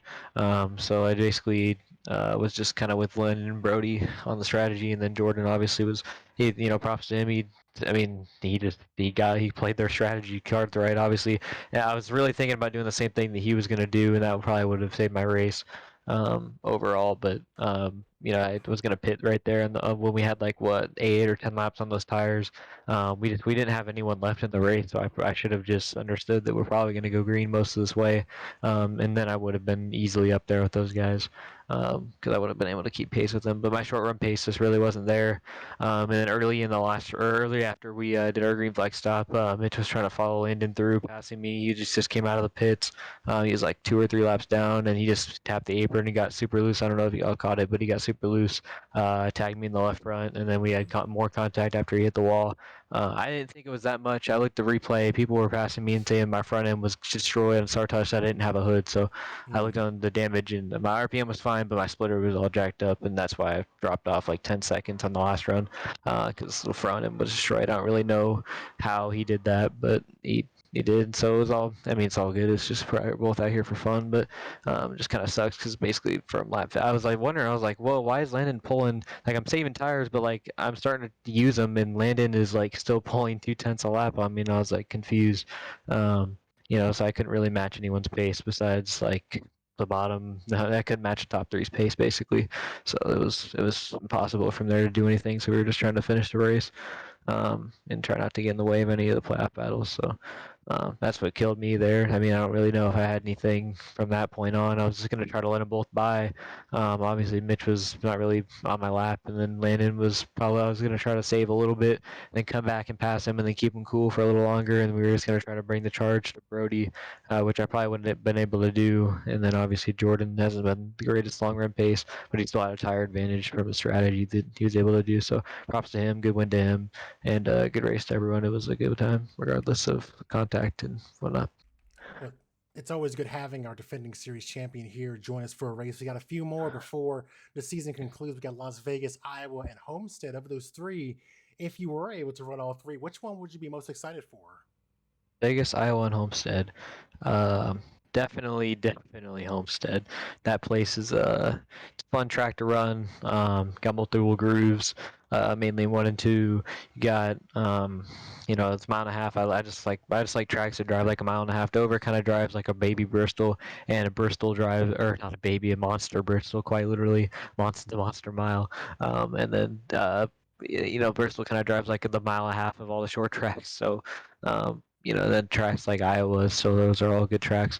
I think Homestead's gonna be the one I'm probably free for. So, if anything, so I mean, it would be be a good time to roll up and try to see the trophy. But honestly, that might be too stressful if people trying to run for the championship in the finale. But I was in the position last year where I was kind of getting annoyed by people that were just kind of randomly showing up or just racing like their 5th race of the season and burning their tires up front and being in the way. And then I got mad at that last season, so it'd be kind of a hypocrite to go out there and be in the way at least a short run at the end there. But I mean, it'll be fun if I got the race just like everyone else. So it was just a good time overall here. And I mean, Vegas, Iowa are great tracks too. Vegas is definitely multi-groove as well. Even Iowa's multi-groove. All those tracks are great tracks to have in the season. So other than not having Auto Club, but Auto Club was already ran, so it's hard to say that. So yeah, those are some good tracks. I like that schedule. And yeah, just it was, as these races have been lately, it's just going to be whoever can continue to execute the green flag stops, whoever can match their pace throughout a whole entire fuel run, make sure they're not going hard at the beginning because, in this tire model, you got to make them last. The last bit or the last 50% is where it matters most. So we'll see what happens, and I'm sure it'll be good to call from the booth. Absolutely. Looking forward to it and look forward to seeing you back out there when you join us again. But before we let you go, anyone you want to shout out or mention as you enjoy another top 5 finish of 4th place here at Dover? Just shout out to everyone who consistently comes out here and races. Shout out to Nebula and all the people back there.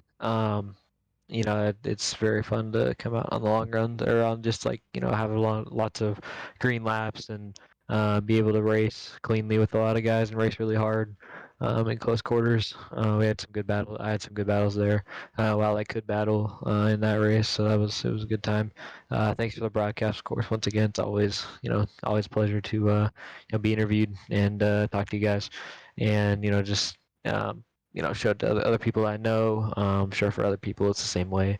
I'd like to support other people out here on the iRacing sim. So obviously, so thanks to you and Cody once again, especially Cody for mainly the league side and all the admins for putting this show together. I have a recommendation about the setup, so Cody, if you want to put a sign in them DMs, we can fix these cars up a little bit. Because today we were just a little too tight. When we take fuel out, it adds nose weight, so the splitter was just bouncing like terribly on entry. So if we could take some nose weight out of the setups, it could make the cars drive like they were at Atlanta, and Atlanta was probably one of the best races of the season. So overall, it's a great time, great time to run with everyone, and thanks everyone for watching. Absolutely. Always good talking to you and look forward to seeing you if you join us again here in the last 3 races of the season. But congratulations again on a great top 5 finish here at Dover. Yes, sir, man. Thank you. All right, we'll keep moving through our interviews here. The next driver we'll be bringing in is someone who's been in this booth a lot this season. He has been a regular here to talk about his experiences this season. It's the driver of the 55, Brody Gardner, that Chevrolet, getting another podium finish this evening, finishing in 3rd spot, gaining 1 position on the night. And of course, pretty comfortable for him entering tonight after a strong first 5 races in the playoffs. He'll do it again here with a top 3 finish at Dover. Brody Gardner, do you got us? Gotcha. Talk to us about your night out there, kind of how the racing was, and what you did to get yourself a top 3 finish this evening. Well, I had decent pace on the long run all night, but I was just on the back foot on strategy throughout the whole last stage of the race. So honestly happy that I was able to get 3rd and not 4th or something, that people behind me had some issues. But yeah, with 20 laps after the stage caution, Jordan pitted, and that was the best strategy, so props to him on that. So we look at this race here and how it all played out. That long green flag run just seemed to kind of be grueling for you guys. What were your tires like out there as that long green flag run went on? Just very, very tight throughout most of the run. Then at the very end, it'd get a little bit looser, so not how I wanted it to handle. I was hoping it'd be looser, hoping the top line might come in, like I said in my interview last week, but it just didn't end up happening. So nothing I can do about that. So even though not a win here, but still a tremendous run for you, now we turn our attention to the championship round, and we know you've been kind of part of the conversation all the first 6 weeks. Now we go to the weeks that matter, that championship round. What are your thoughts going into that round, and do you think you'll be able to keep this momentum you've had in these first 6 races going into the final 3? Yeah, I think I can give it. I think I can keep it moving. What are the last 3 tracks? So we're going to Las Vegas to kick off the round of 5, that championship round, then going to Iowa and Homestead to conclude the season. So you got a couple of tracks that could be in your wheelhouse, considering how strong you've been on those intermediate 1.5 mile ovals. And then, of course, Iowa Speedway is its own unique bit of a beast there. Yeah, I think I can do pretty well. I'm pretty solid at Las Vegas. Nick is really good there, so we'll see what he can do. Iowa, I'm pretty solid there, and then Homestead has not been my best track, but we'll see what we can do. So when you look at the performance of Nebula again, another strong night for the team. Are you hoping that the team as a whole can bring that same strength to the final round of these playoffs? Yeah, I think so. We got 3 Nebula guys in the top 5, or not 3. We got 2, and then Nick, who we're aligned with. So, I think that'll be an advantage for us, and yeah, I think we can continue that form. All right. Well, it's always good talking to you, getting your insights, and now the real work begins. Turn our attention to the championship round beginning next week. But with that, anyone you want to shout out or mention before we let you enjoy this podium finish here at Dover? I would like to thank um, Nebula Esports, all the guys there, Landon Mills Paints for the paint scheme. I'd like to thank you for the broadcast, Cody for putting the races on, and NyQuil because NyQuil. my throat's sore. Yeah, Oh, okay. it's helped me a Got it. bit. Got it. Okay. Well, in any case, we'll let you get some rest, and congratulations on the solid top 3 finish. We look forward to seeing what you do when we begin the championship round next week at Las Vegas. Thank you. All right, we'll keep moving through our interviews here. The next driver we'll bring in is, again, someone who has been a regular visitor to our booth and has been on a good run of late as well, finishing inside a top 5 last week at, Atlanta, and now finishing there again. Looking for him here, not seeing him here, so we'll move on and continue to move forward to our winner of the race and talk to the guy who went to victory lane here this evening. I see Landon Mills in a different chat. I'll drag him in to see if he's available. Landon, are you ready to chat and discuss your top 2 finish this evening? Yeah, I don't know if you Okay. can hear me. No problem. I saw you in a different chat. Didn't know if you were busy there, but we'll talk to you before we get to our winners. So you finished second here this evening. A strong run for you here, and of course you were in a fight to try and get into the championship 5, and just coming up a little bit short there. Talk about your night and that battle, not just on the track, but against the numbers on the point standings as well. You know, I kind of came in here not even knowing if I was going to be able to race. It's been kind of weird lately, just mysterious, just personally, outside of the sim world for me. So I didn't know if I was going to race. I was hoping to. Timing worked out, but it worked out, and I was just trying to go collect as many points as I could, and give credit. I ran a good race, but Kuntz ran an even better one than I did. So it's tough because we were tied coming in, and I was just in my head, just trying at any point, just lead more laps, lead a lap, 0 incident, just anything I could do to get that edge. And in the end, I won 2. I finished second, but really good. I'm really proud of how the car drove and how well we did tonight. But just a little bummed that it didn't work out in our favor. But I'm sure happy how well I was able to fight this year. So hopefully, if I can race the final couple races, I can still show some good efforts. But as far as tonight, good run, but just not good enough. So talk about those upcoming 3 races. We've got some fast tracks up there, and you've been pretty good on those quick tracks. We got Las Vegas and Homestead to end the season, and then right in the middle of all that is Iowa. Where do you think you could maybe have some more strength there and show some more of that speed in those next 3 races?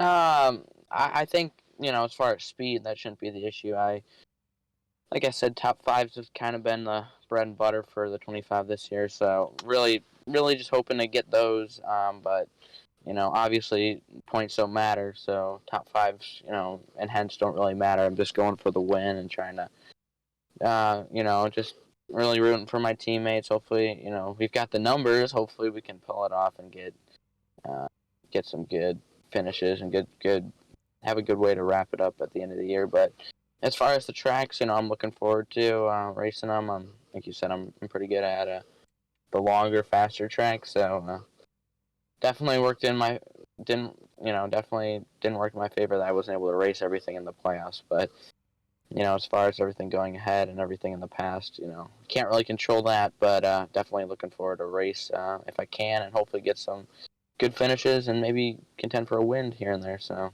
definitely gonna keep my head up, and hopefully we can have a good couple of races to end out the year. But I'm very happy with how we rebounded.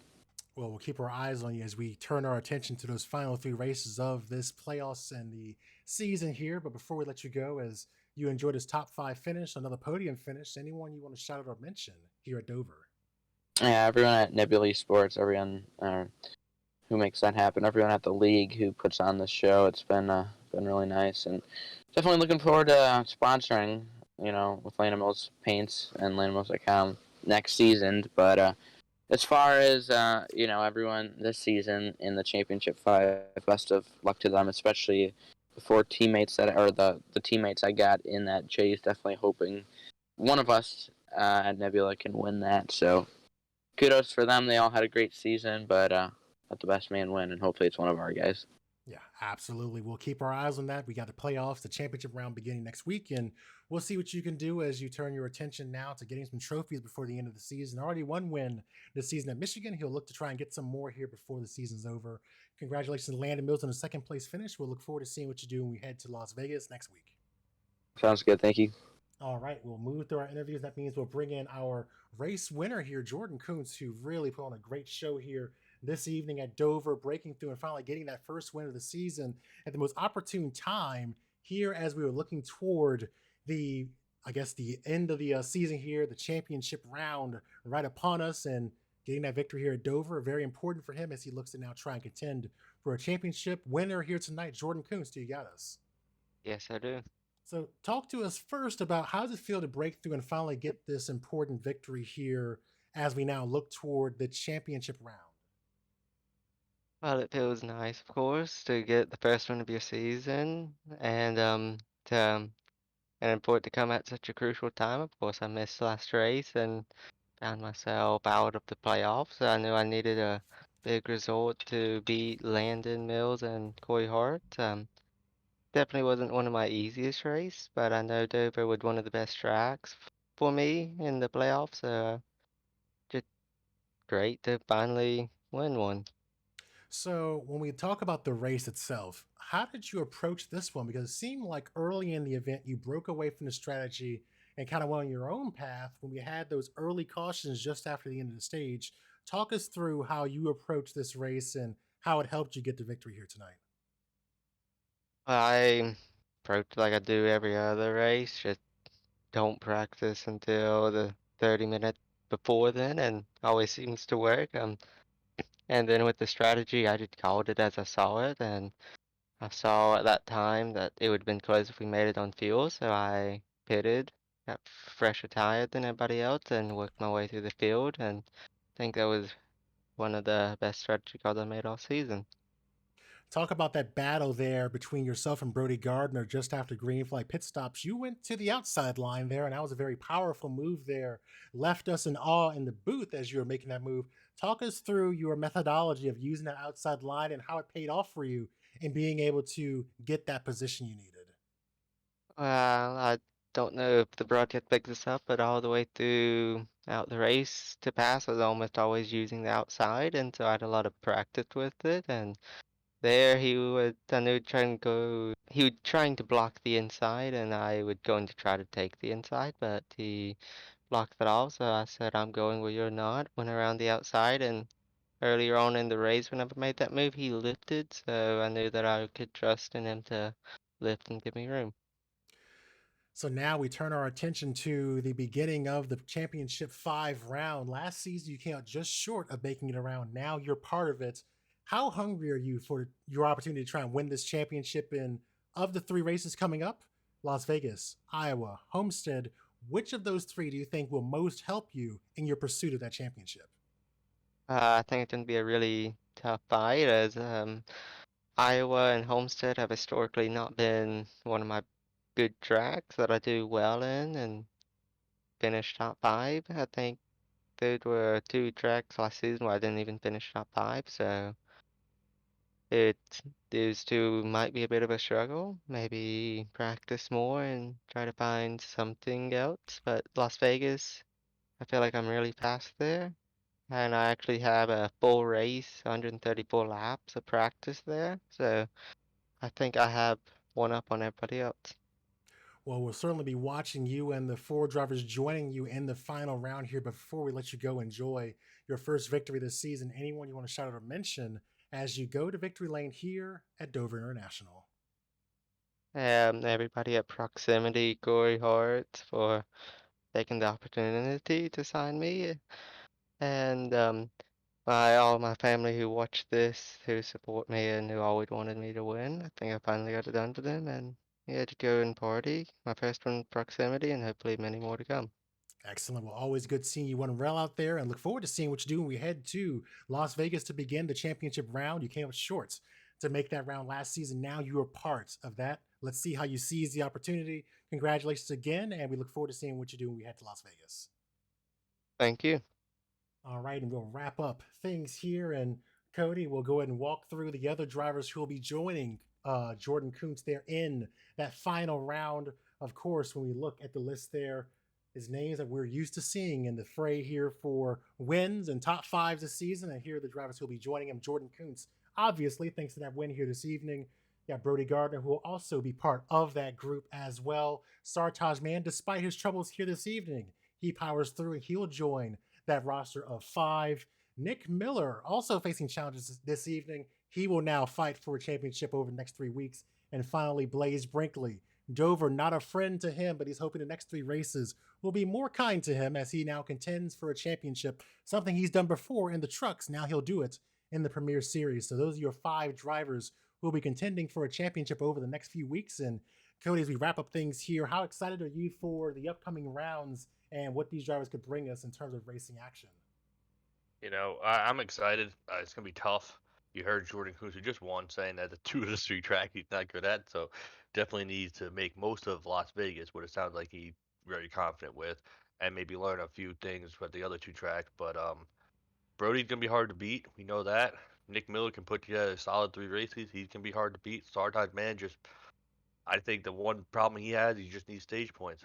Just if he could do that, he could put together a great, great 3 races. Blaze Brinkley's just a wild card. So I mean, and now you can even throw Jordan Kuntz as a wild card too. So it's gonna be interesting to see how they fare. Everybody's even points. One bad race probably put you in a hole. You don't want that. And obviously you got to make every race. So you got to show up for every race. So that's another thing too. So it's definitely going to be a challenge, hard fought battle. Only top 3 pays out. So even if you don't win the championship, you can still get paid second and third. So it's gonna be challenging, but it's gonna be fun to watch. Unfortunate, my one of my picks for the championship, top 5, not make it. Landon Mills, he actually missed it only by 5 points over Nick Miller. So Nick Miller was able to hold on long, and when people were falling out of the race, I think that really helped Nick Miller pick up some spots and gain some points to where keep him in that spot. But it's unfortunate for Landon. He had a great season, but it shows you miss one race, it really puts you in a hole. So these next 3 are going to be something to watch for. So may the best man win, and I don't even know out of the 5 guys. I mean, who do you really pick? It's anybody's at this point. Certainly, with the fact that we'll kind of be going in level into Las Vegas next week, that's going to play a whole other factor into how this race shapes up here and how this final round will play out. And there's so many different factors that'll play into that as well. Of course, the momentum from Jordan Kuntz. We've seen how winning just before a round change can help him and spark his performance there, as we saw in the Truck Series. We've seen other drivers be incredibly consistent here, like Brody Gardner. We've seen Landon Mills be up there, miss one race, and now is in a hole. Now he's not even in the playoffs. So that's almost a warning to some of these drivers where maybe not even just missing a race, but just being off a little bit could put you in a hole that you can't get out of when you're all racing for that one spot, first place. Sartaj Man, maybe looking for a little more here. Maybe looking for another win here in the playoffs. There's so many different things these drivers will need to try and accomplish if they want to call themselves champion here. And one of the drivers who finished in the top 5 knows how tough that is Cole Williams.